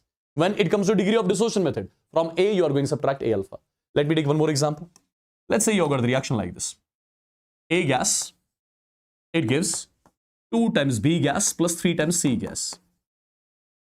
Okay. Let's say at time t is equal to 0, we have got A moles of this is 0, this is 0. Let the degree of dissociation be alpha. Now at equilibrium, out of A moles of reactant, A alpha gets converted into product, I'll be left with A minus A alpha. Correct? 1 mole gives 2 moles, A alpha gives 2A alpha. 1 mole gives 3 moles, A alpha gives 3A alpha. So these are the moles of reactants products present in the container at equilibrium. Yeah? Right? Perfect. Technically, A alpha is X. This used to be A minus X in mole method. This used to be 2X. This used to be 3X. So technically, in terms of X, we are replacing it with A alpha. Nothing more, nothing less. Now, for example, I'm writing the heading, calculation of Kp and Kc by degree of dissociation method. Calculation of Kp and Kc by degree of dissociation method. Now try to understand what exactly I'm going to do. Try to understand what exactly I'm going to do. For example, my dear students, we have got the reaction like this. Let's say the reaction is like this. 2A, it gives B plus C. This is the reaction. If you look carefully, what is the delta Ng value for this reaction? Delta Ng is 0. Delta Ng is 0. And that particular reaction whose delta Ng is 0, that particular reaction whose delta Ng is 0, its Kp, Kc would be equal. So basically, whatever would be the expression of Kp, same has to be the expression for Kc, because the reaction has delta Ng 0. Because the reaction has delta Ng 0, right? Yeah? Because the reaction has delta Ng 0. Now, my dear students, try to understand. Let the degree of dissociation be alpha. At time t is equal to 0, moles of reactant are A. This would be 0. This would be 0. Now, at equilibrium, out of A moles of reactant, A alpha got dissociated into product. So, I'll be left with A minus A alpha. Now, 2 moles gives 1. 1 mole gives 1 by 2. A alpha gives A alpha by 2. Similarly, 2 gives 1.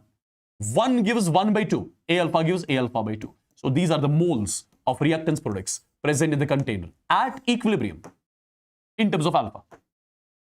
These are the moles of reactant product present in the container at equilibrium in terms of alpha. Now tell me one thing. In order to calculate Kc, what do I need? Moles or concentration?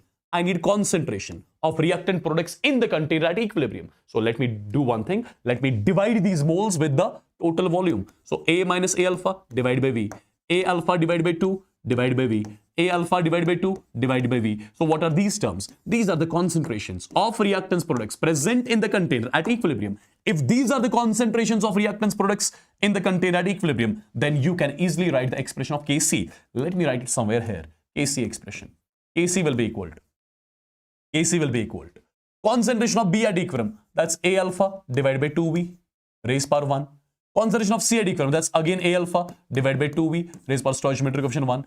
Concentration of A at equilibrium, that is A minus A alpha divided by V whole raised power stoichiometric coefficient, that's 2, right? Now, if you do a bit of calculation here, it's going to be this A square gets cancelled out, V square gets cancelled out. I'll be left with alpha square divided by 2 2s are 4 into 1 minus alpha ka square. So this is basically your Kc expression here.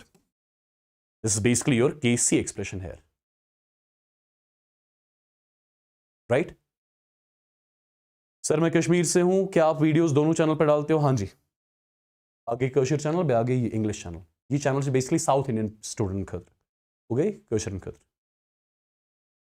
Okay, so my dear students, this is the value of Kc. Now, if I need to calculate the value of Kp, in order to calculate Kp, what do I need? I need partial pressures. In order to calculate partial pressures, what do I need? I need the mole fractions of reactants products at equilibrium. In order to calculate mole fractions of reactants products at equilibrium, what do I need? I need the total moles present in the container at equilibrium. So try to understand what exactly I'm going to do. Tell me, how many total moles are there in the container at equilibrium? How many total moles are there in the container at equilibrium? In the container at equilibrium, these are the moles of A, moles of B, moles of C. So total moles will be this plus this plus this. This plus this plus this. When you solve it, it will be just A. This will be just A. Because A alpha by 2 is A alpha and A alpha gets cancelled. I'll get A only. So if I divide this A minus A alpha with A, if I divide this A alpha by 2 with A, if I divide this A alpha by 2 with A, what did I get? I got the mole fractions. These are the mole fractions of reactants products present in the container at equilibrium. And once you get mole fractions of reactants products, once you get mole fractions of reactants products in the container at equilibrium, then you just need to divide them, you just need to multiply them with the total pressure of the mixture at equilibrium. You just need to multiply it with the total pressure of the mixture at equilibrium. What do I call them as? These are now the partial pressures of reactants products at equilibrium. If you do a bit of calculation, A gets cancelled, so it's going to be 1 minus alpha into Pt. This is the partial pressure of reactant at equilibrium. A gets cancelled, so it's alpha divided by 2 multiplied by Pt. Similarly, A gets cancelled, it's again alpha divided by 2 multiplied by Pt. So these are the basically respective partial pressures of reactants products in the container at equilibrium. If you got the partial pressures of reactants products in the container at equilibrium, then you can write the Kp expression. Partial pressure of B at equilibrium, that's alpha divided by 2 multiplied by Pt into Partial pressure of C at equilibrium, same value, so it comes out to be square, divided by partial pressure of A at equilibrium, it is 1 minus alpha multiplied by PT, raised power stoichiometric coefficient, that's 2, right? So PT square cancelled, so Kp value will come out to be alpha square divided by 4 into 1 minus alpha ka square. So look at the Kp value. Kp value is coming out to be same as that of Kc value. Kp value is coming out to be same as that of Kc value. Why is that? Because this was the reaction whose delta Ng was equal to 0. Okay? Right, people? Did you understand what I did here? So in order to calculate Kc, you need concentrations. In order to calculate Kp, you need partial pressures. I hope you got to know exactly how do we get partial pressures and how do we get concentrations. There is one more thing which I want to discuss here. What is that? That is the relation between alpha, or let me not write any heading, take a note of it. Take a note of it directly. Take a note of it directly. Remember it. Remember, my dear students, alpha, degree of dissociation, it is directly proportional to, alpha is directly proportional to volume of the reaction vessel raised power delta Ng divided by sum of stoichiometric coefficients of the gaseous products. One important result. And at the same time, remember, this alpha is directly proportional to 1 divided by P, 1 divided by P, raised power delta Ng, divided by sum of stoichiometric coefficients of gaseous products. Why these two results are important and where do we use them? Sometimes they'll give you a question. They'll give you the reaction and they'll ask you. They will give you the reaction and they'll ask you. They'll give you the reaction and they'll ask you, is alpha directly proportional to V? Is alpha inversely proportional to P? Is alpha independent of P? Is alpha dependent on P? Something like that, right? So what do we do in order to solve those questions? See, for example, you have got the reaction like this. H2 gas plus, let me take a reaction like this, just a second. What just happened? Okay. For example, you have got the reaction like this. PCl5 gas, it gives PCl3 gas plus Cl2 gas. I have to see how alpha depends on volume and how alpha depends on pressure. Yeah? How alpha depends on volume and how alpha depends on pressure. How do I check that out? First of all, tell me what is the delta Ng for the reaction. Delta Ng for the reaction will be 1. Tell me what is the sum of stoichiometric coefficients. Sum of stoichiometric coefficients of gaseous product. Tell me the sum of stoichiometric coefficients of gaseous product. That is 1 plus 1, 2. Right? Now, you know alpha is directly proportional to V raised power. Delta Ng is 1 divided by sum is 2. Right? So, it means that alpha is directly proportional to square root of volume. This is the result. Okay? Similarly, alpha and pressure. Alpha is directly proportional to 1 by P raised power. Delta Ng is 1 divided by sum is 2. Sum is 2 here. So you can say alpha is inversely proportional to square root of pressure. So this is the result between alpha and pressure. These sort of questions sometimes can be asked. How alpha relates with V, how you can relate alpha with V, something like these can be asked, my dear students. Now I'm moving on to something called as reaction quotient. Right? I know yesterday's Yavar Sir's class is not available because he had some internet issues. He had to end the session in the middle, right?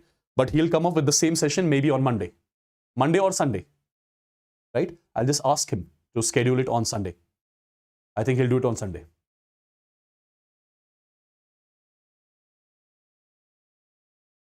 My dear students, what is the reaction quotient? Simple. We have got 2 more topics to study. That's it. And we are done with chemical equilibrium. This is the crash course, guys. This is the crash course. Do you see? Understand. First of all, reaction quotient. How do I write its definition? It is basically the expression. Just give me a second, guys. Just give me a second.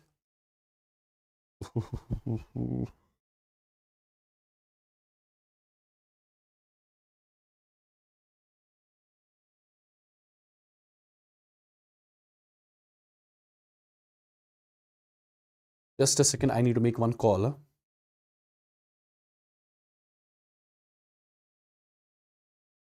Ionic equilibrium will be one more one shot. This is just chemical equilibrium.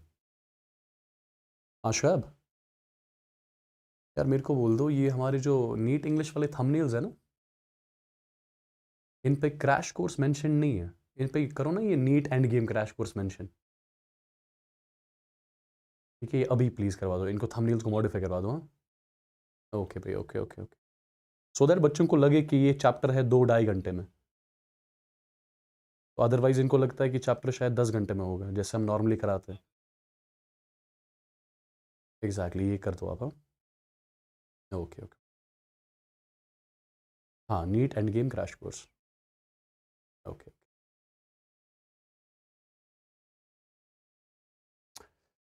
Just a second, people. Just a second.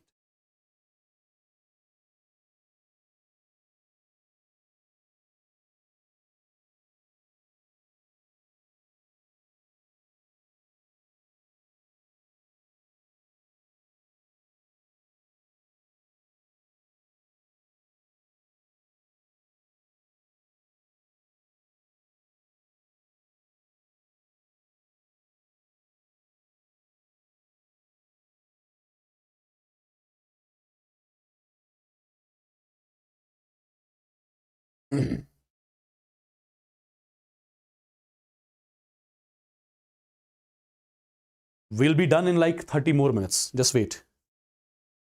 We'll be done in 34 minutes. Okay, let's talk about the reaction quotient. Reaction quotient is nothing but it is the expression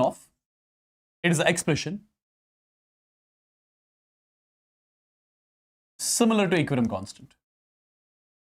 The way you write equilibrium constant, in the similar way you write what? You write the expression for reaction quotient. In the similar way, you write the expression of reaction quotient. What does that mean? What does that mean? See, first of all, I'm telling you, this reaction quotient, it is basically the expression which is similar to equilibrium constant, which is written at any stage apart from equilibrium. What does that mean? Let me tell you that. Understand. For example, I've got the reaction like this. A gives B. This is the reaction. A gives B. Perfect. Now here, the first expression I'm writing, that is concentration of B at equilibrium raised by stoichiometric coefficient, concentration of A at equilibrium raised by stoichiometric coefficient. Okay? Right? Now people, one more expression I'm writing. I'm writing concentration of B. Concentration of B. Which can be at equilibrium or at any stage apart from equilibrium. Divided by concentration of A. Either at equilibrium or at any stage apart from equilibrium. This is concentration of B at equilibrium divided by concentration of A at equilibrium. Now, for example, this is concentration of B. Concentration of B at some time which is apart, which is not equilibrium basically. Concentration of A at any time apart from equilibrium. Okay, let me tell you one thing. This particular ratio is called as equilibrium constant. This particular ratio is called as a reaction quotient. Do you understand the difference? In the equilibrium constant expression, you have the concentrations of reactants and products at equilibrium. You take the concentration of reactants and products at equilibrium. Here you take the concentration of reactants and products at any stage apart from equilibrium. Okay? Perfect. Now, let me make you understand this. For example, I've got the reaction like this. A gives B. Okay? Let's say at time t is equal to 0, the concentration of reactant is 10 molar. This is, for example, 0 molar. Let's say at time t is equal to 10 seconds. This is, for example, 8 molar. This is, for example, 2 molar. Let's say at 12 seconds, this is, for example, 6 molar. This is, for example, 4 molar. Let's say at 14 seconds, this is, for example, 4 molar. This is, for example, 6 molar. Let's say, okay? Let's say. Now, if I do one thing, at t is equal to 10 seconds, what is the concentration of B? 2. What is the concentration of A? 8. Okay? At t is equal to 12 seconds, what is the concentration of B? 4. What is the concentration of A? 6. At 14 seconds, what is the concentration of B? 6. What is the concentration of A? That's 4. Perfect. Concentration of product divided by concentration of reactant at any stage is basically called as reaction quotient. Now, for example, I am telling you at 14 seconds, equilibrium was established. I'm telling you at 14 seconds, equilibrium was established in the reaction. That means This is the concentration of B at equilibrium. This is the concentration of A at equilibrium. Now this QC here you'll be calling as Kc. This QC here you'll be calling as Kc. This QC here you'll be calling as Kc. All the others will be QC. But here this QC will be particularly called as Kc now. I hope you got to know. That means when equilibrium is established in the reaction, at that point of time, QC and Kc are equal. QC and Kc are same. Right? Right, people? I hope this is clear. I hope this is clear. So remember one thing. Remember one thing. If QC is equal to Kc, that means in the reaction there is equilibrium. That means in the reaction there is equilibrium. The stability is maximum basically. Right? Yeah? Am I clear? Am I clear, every one of you? Quickly in the chats, people. Guys, remember one thing. When QC and Kc are equal, that means there is equilibrium in the reaction. Tell me one thing. When QC and Kc are not equal, see, at t is equal to 2 seconds, your QC was not equal to Kc. At 4 seconds, QC was not equal to Kc. At 6 seconds, QC was not equal to Kc. That means at that point of time, t is equal to 2 seconds, t is equal to 4 seconds, t is equal to 6 seconds, there was no equilibrium in the reaction. There was no equilibrium in the reaction. So when QC is not equal to Kc, there won't be equilibrium in the reaction. There won't be equilibrium in the reaction. I told you in the beginning, every system wants to be present at equilibrium. Why is that? Because at equilibrium, stability is maximum. Every system, every chemical reaction wants to be at equilibrium. Every reversible reaction wants to be at equilibrium. Why? Because when equilibrium is established, stability becomes maximum. Right? Yes? Perfect?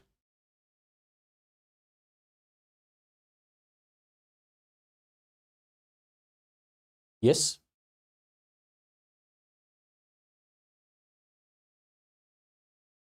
Do you understand? When equilibrium is established in the reaction, stability is maximum. Stability is maximum. That's why every reaction, every reversible reaction wants to be at equilibrium as quick as possible. Can I say, in other words, every reaction wants its QC to get equal to Kc? Can I say every reaction wants its QC to get equal to Kc? Because when QC gets equal to Kc, then equilibrium is established in the reaction. And once equilibrium is established in the reaction, the stability is maximum. Yeah? So every reaction wants its QC to get equal to Kc, in short. Okay? So that particular reaction whose QC is less than Kc, that particular reaction whose QC is less than Kc. If QC, for example, this is your Kc, this is Kc, this is the level of Kc, this is the level of QC. So QC is less than Kc. QC is less than Kc. That means there is no equilibrium right now. But reaction wants to be at equilibrium. That means QC has to increase its value. And when QC increases its value, then only it becomes equal to Kc. So QC has to increase its value. How QC will increase its value? QC will increase its value only if this increases, this decreases. How concentration of B will increase? Concentration of B will increase when the reaction shifts forward. So I would say forward shift is favored. I would say in such a case, forward shift is favored to attain the equilibrium. Forward shift is favored to attain the equilibrium. Similarly, tell me one thing. If QC is greater than Kc, for example, you have got the reaction whose QC is greater than Kc. QC is greater than Kc. There is no equilibrium right now because QC and Kc are not equal. Now, QC has to decrease its value. Then only it will get equal to Kc. Then only equilibrium will be established. Now, how QC will decrease its value? QC will decrease its value when this numerator decreases. Numerator decrease means concentration of B decreases. How concentration of B will decrease? When the reaction shifts backward. So I would say backward shift is favored. I would say backward shift is favored to attain the equilibrium. So remember these two things, guys. Remember these three things. This is something which is important. Now, where do I use this? For example, you have got a simple question like this. For example, you have got the simple question like this. Let's say you have got the reaction like this. A plus B gives C plus D. I'm giving you its equilibrium constant. That's equal to 100. That's equal to 100. Now, I'm telling you at T is equal to 50 seconds, the concentration of all the reactants and products, is equal to 1 molar. Is equal to 1 molar. I'm asking you to predict the direction of shift. I'm asking you to predict the direction of shift. I'm asking you to predict the direction of shift. Right? Right, people? Right? Can you tell me what is the answer? Sir, when will you complete the session? It will take just 30 minutes more.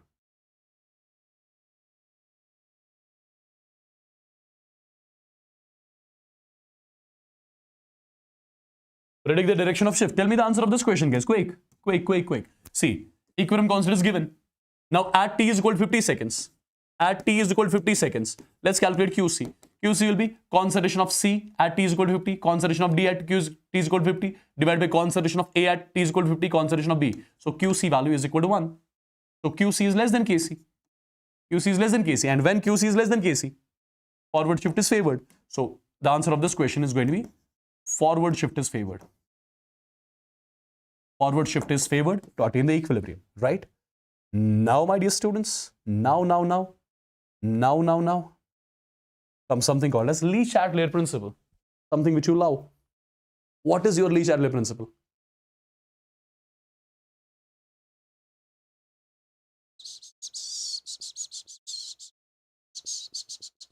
Lee Chatelier principle. See, guys, in short,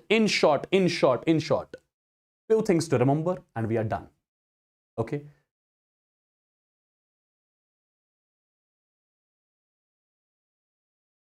Few things to remember and we are done. Now understand. Basically, whenever you have got the reaction at equilibrium, whenever there is equilibrium in the system,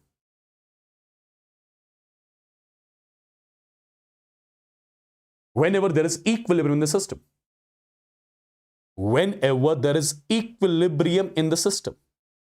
that means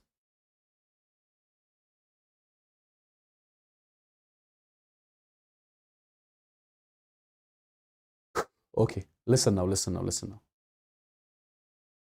Yes, it's enough. Sir, is it enough? It's enough. Listen now. Basically, whenever there is equilibrium in the system, that means the stability of the system is maximum.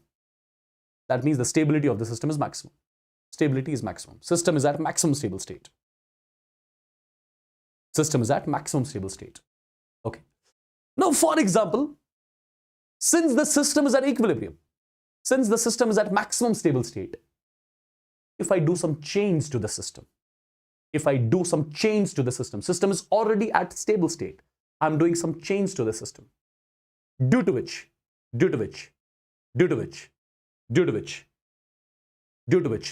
stability is altered, due to which system moves to unstable state. System is at equilibrium, at most stable state. Now I'm doing some change to the system, due to which the stability is getting affected. The system is moving to unstable state, right? But will the system would want to be at the unstable state? No. System would again want to bring back the stability.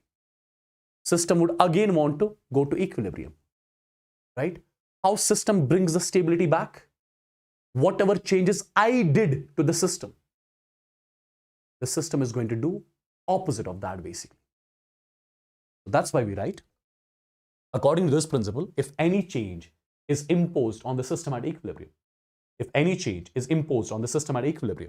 the system shifts in such a direction in which the effect of change is nullified. So in short, what you have to remember, just one thing. Whatever we do to the system, at equilibrium, a system does opposite of that. Bus. You have to remember this. Simple, right?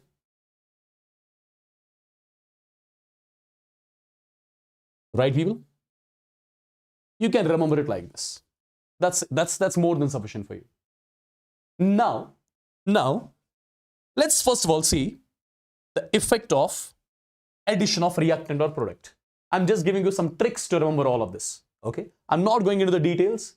If you want to see the detailed explanation and all, you can check my Game of NEET 3.0 chemical equilibrium. I've discussed everything in detail, but right now it's a crash course. So I'm just telling you those points which you need to remember, by means of which you'll solve the questions. No need to go into the conceptual understanding and stuff right now at this point of time. Okay, just remember the tricks, shortcuts, and solve the questions. That's it. See, first of all, let's say you got the reaction like this. Reactant gives product. A reactant gives product. Okay, this is the reaction. Reactant gives product. For example, I am increasing the concentration of reactant. For example, the reaction is at equilibrium and I am trying to increase the concentration of reactant. I am trying to increase the concentration of reactant. So system will try to decrease the concentration of reactant. How system will decrease the concentration of reactant? It will shift in the forward direction. So forward shift is favored here. Right? For example, I am trying to decrease the concentration of reactant. At equilibrium, if I decrease the concentration of reactant, equilibrium will try to increase it. How? Backward shift. How? Backward shift. Through backward shift. Through backward shift. If I decrease the concentration of product, system will try to increase it. How? Through forward shift. Through forward shift. Okay? And if I try to increase the product, system will try to decrease it. How product will get decreased? Product will get decreased only when backward shift will happen.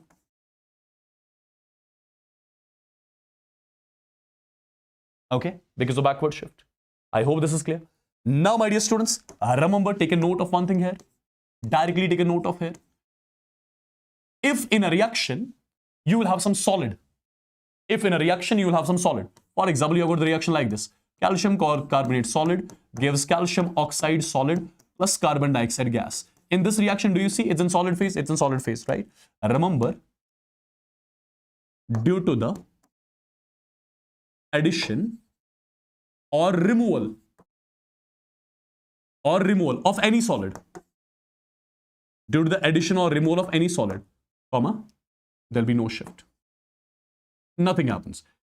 Since this reaction is, for example, in equilibrium, if you try to increase the amount of this or decrease the amount of this, if you try to increase the amount of this or decrease the amount of this, there will be no shift at all. Okay, remember this point directly. Remember this point directly. I believe it's done. Second point, guys. So this is something which I've told you in the earlier slide. All of this, there'll be no effect on adding a solid at equilibrium, right? Now, one more thing. Effect of change in pressure. Remember just one statement. On increasing the pressure, system shifts in the direction in which the gaseous moles decreases.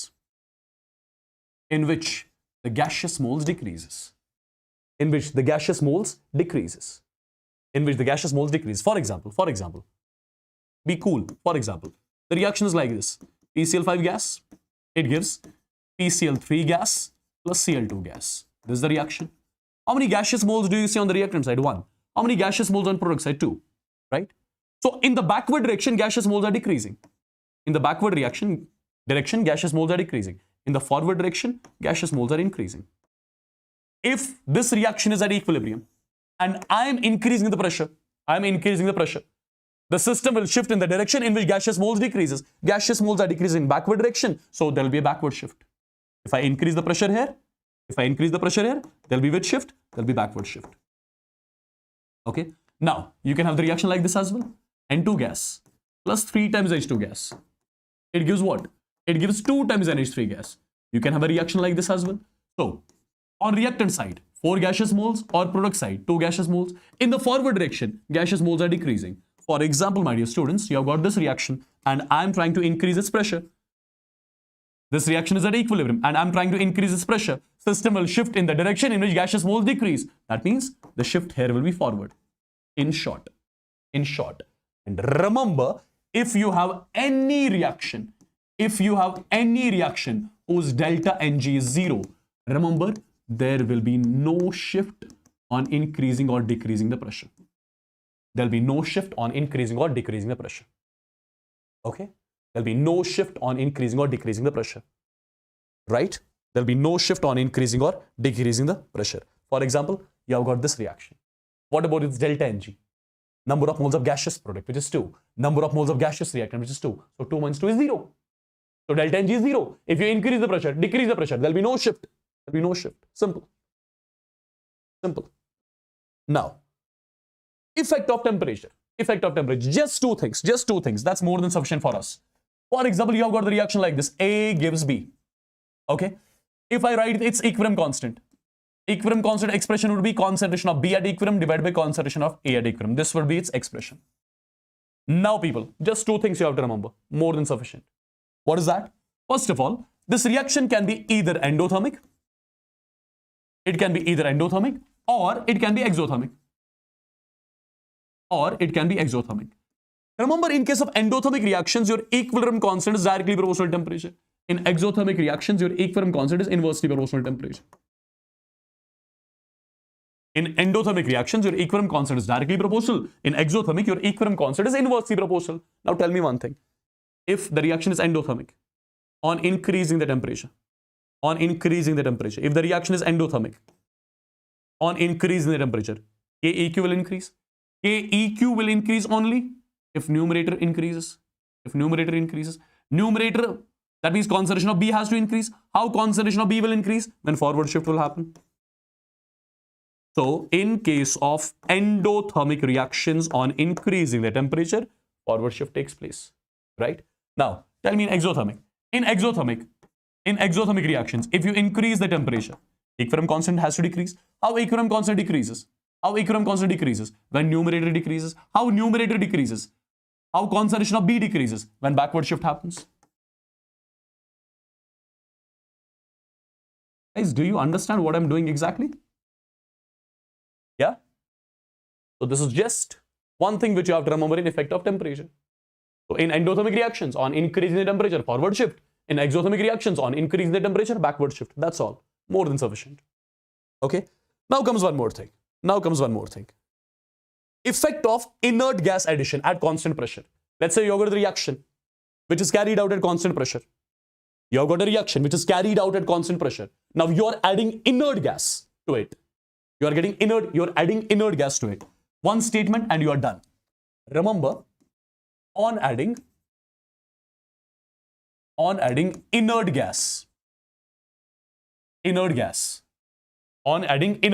at constant pressure. Remember, system shifts, or you can say equilibrium shifts in the direction. In which gaseous moles increases.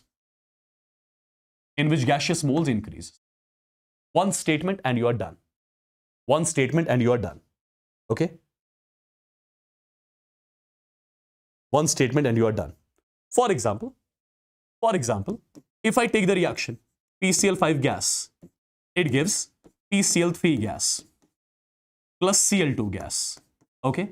So, how many gaseous moles on this side? 1. How many gaseous moles on this side? 1 plus 1, 2. Right? In the forward direction, gaseous moles are decreasing. Right? For example, since this reaction is, let's say, at equilibrium, and I'm trying to do what? I'm trying to add inert gas at constant pressure. If I add inert gas at constant pressure, on adding inert gas at constant pressure, remember, equilibrium shifts in such a direction in which gaseous moles increases, and here in forward direction gaseous moles are increasing. So there will be forward shift here. Okay? But for example, if you have the reaction like this, N2 gas plus 3 times H2 gas, it gives 2 times NH3 gas. Let's say this is the reaction now. How many gaseous moles on reactant side? 3 plus 1, 4. How many gaseous moles here? 2. In backward direction here, gaseous moles are increasing. Now tell me one thing. If I add the inert gas at constant pressure, If I add the inert gas at constant pressure, equilibrium will shift in the direction in which gaseous moles will increase. That means there will be backward shift here. There will be backward shift here. And my dear students, take a note of one more important thing. What is that? If you have got the reaction whose delta Ng is equal to 0. If you have got the reaction whose delta Ng is equal to 0. If you have got the reaction whose delta Ng is equal to 0. Remember, on adding the inert gas, at constant pressure, there will be no shift. There will be no shift. Remember this directly. Don't ask me why. Okay? Don't ask me why. Remember it directly.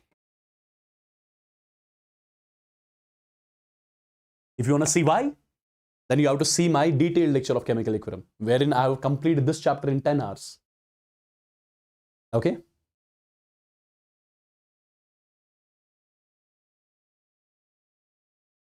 Arbina, when you add the catalyst, when you add the positive catalyst, rate of forward and rate of backward reaction increases by equal amounts, due to which equilibrium is established in the reaction quickly.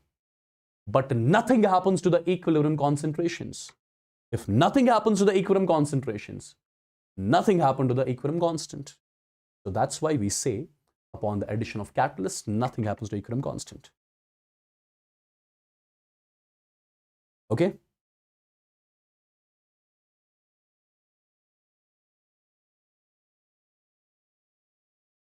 Now, my dear students, remember one more thing. Effect of inert gas addition at constant volume. Effect of inert gas addition at constant volume. One statement which you have to remember. On adding inert gas at constant volume, comma,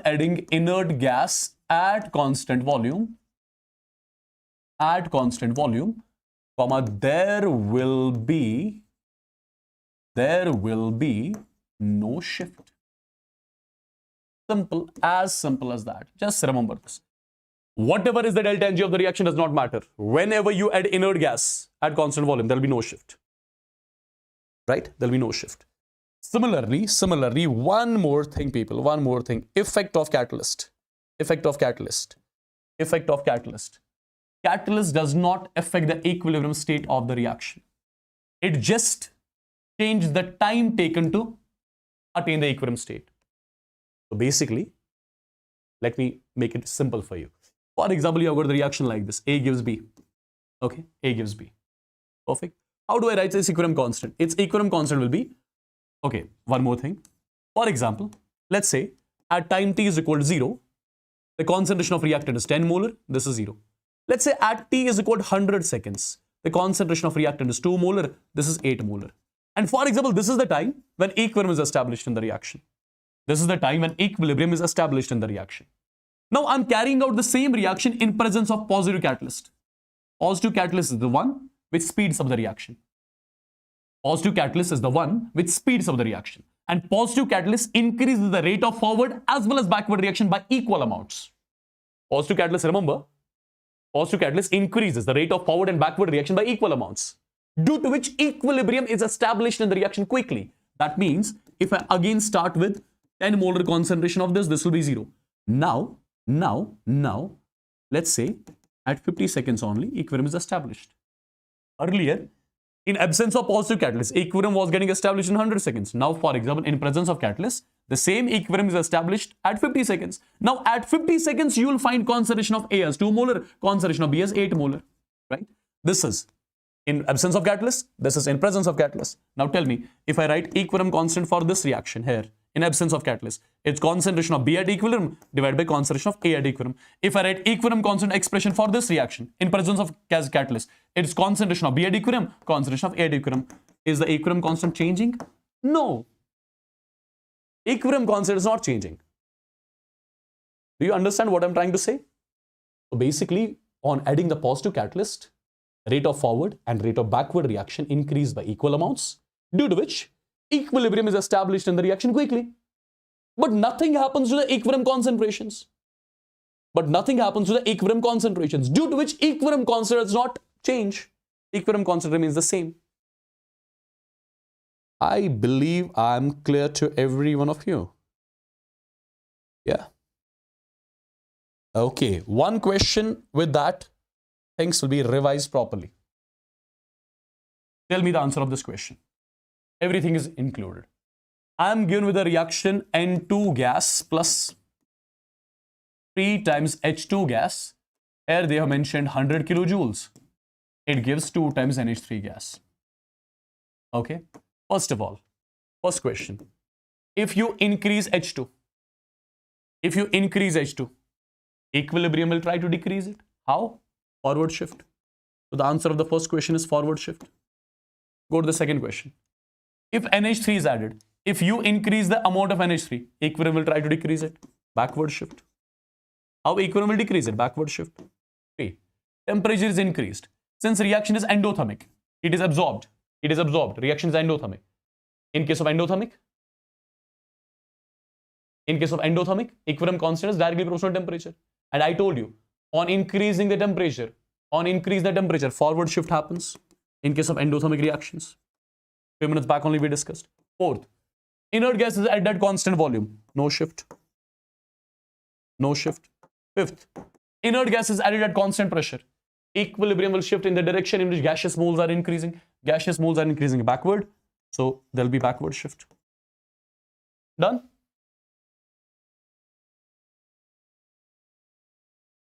Right?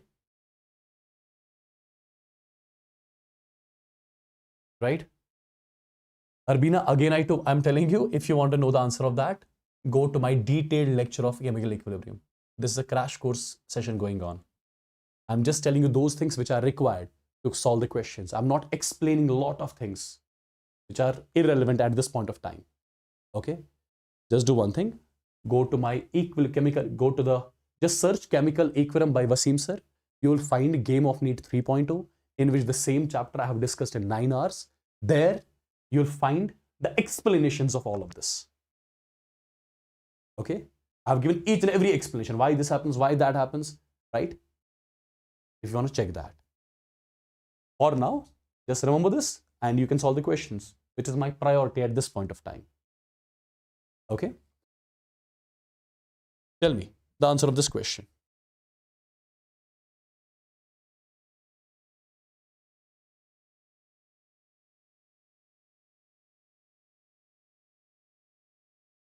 Tell me the answer of this question. The question is, you are given the reaction is attained at 25 degrees centigrade in a closed vessel. Closed vessel means volume constant. Closed vessel means volume constant. Helium is added, inert gas is added, add constant volume. There'll be no shift. If there is no shift, there'll be no change in the concentrations of any reactant or product. If there is no shift, there is no change in the concentrations of reactants and products. Right? Yes.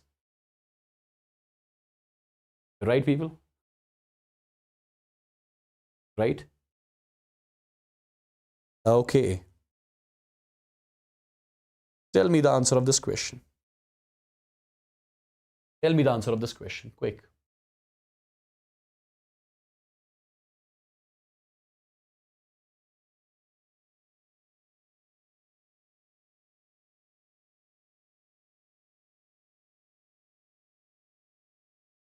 Tell me the answer of this question.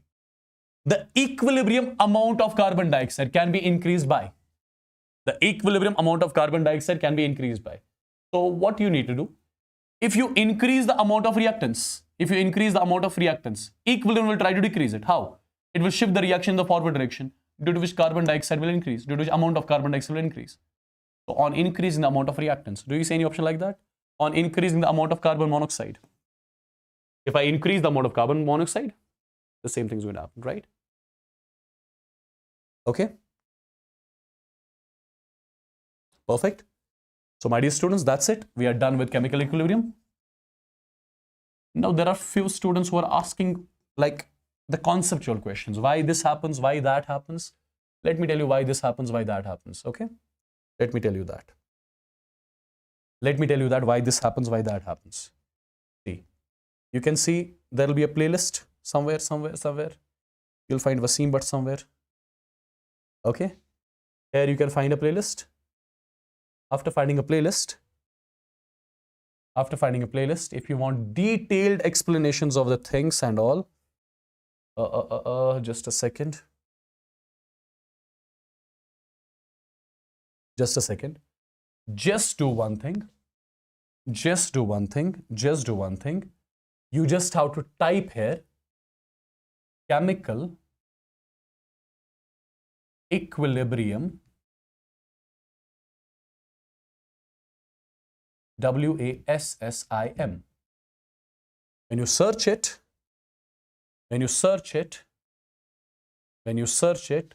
this is the session, Game of NEET 3.0. Just open it once, and when you open it, the questions which you were asking right now, you will get the answers of all those questions. Okay? Let me show it to where. Let me show it to you where exactly. Since again I'm repeating, right now we are doing the crash course. Okay? We are completing things in lesser time. So that's why we are just doing that particular stuff. We are just doing that particular stuff which is required to solve the questions. Right?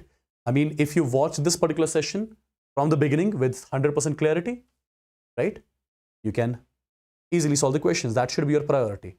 Regarding the conceptual understanding and all, if you want the detailed conceptual understanding, then watch this particular session. For example, you were asking me what happens when inert gas is added at constant pressure. Here I have explained effect of inert gas addition at constant pressure. For the reaction whose delta Ng is greater than 0, for the reaction whose delta Ng is less than 0, and similarly, it will be for the reaction whose delta Ng is equal to 0. That also I would have discussed here. This is the particular case. Then you were explaining, you were asking me what happens effect of inert gas addition at constant volume. Why happens? Why there is no shift? Here I have explained it mathematically why there is no shift. Right? Why there is no shift. Do you understand? So, but that should not be the, I mean, it should not be, you should not be thinking about all this right now. Just remember the things which are required to crack the questions. That's more than sufficient.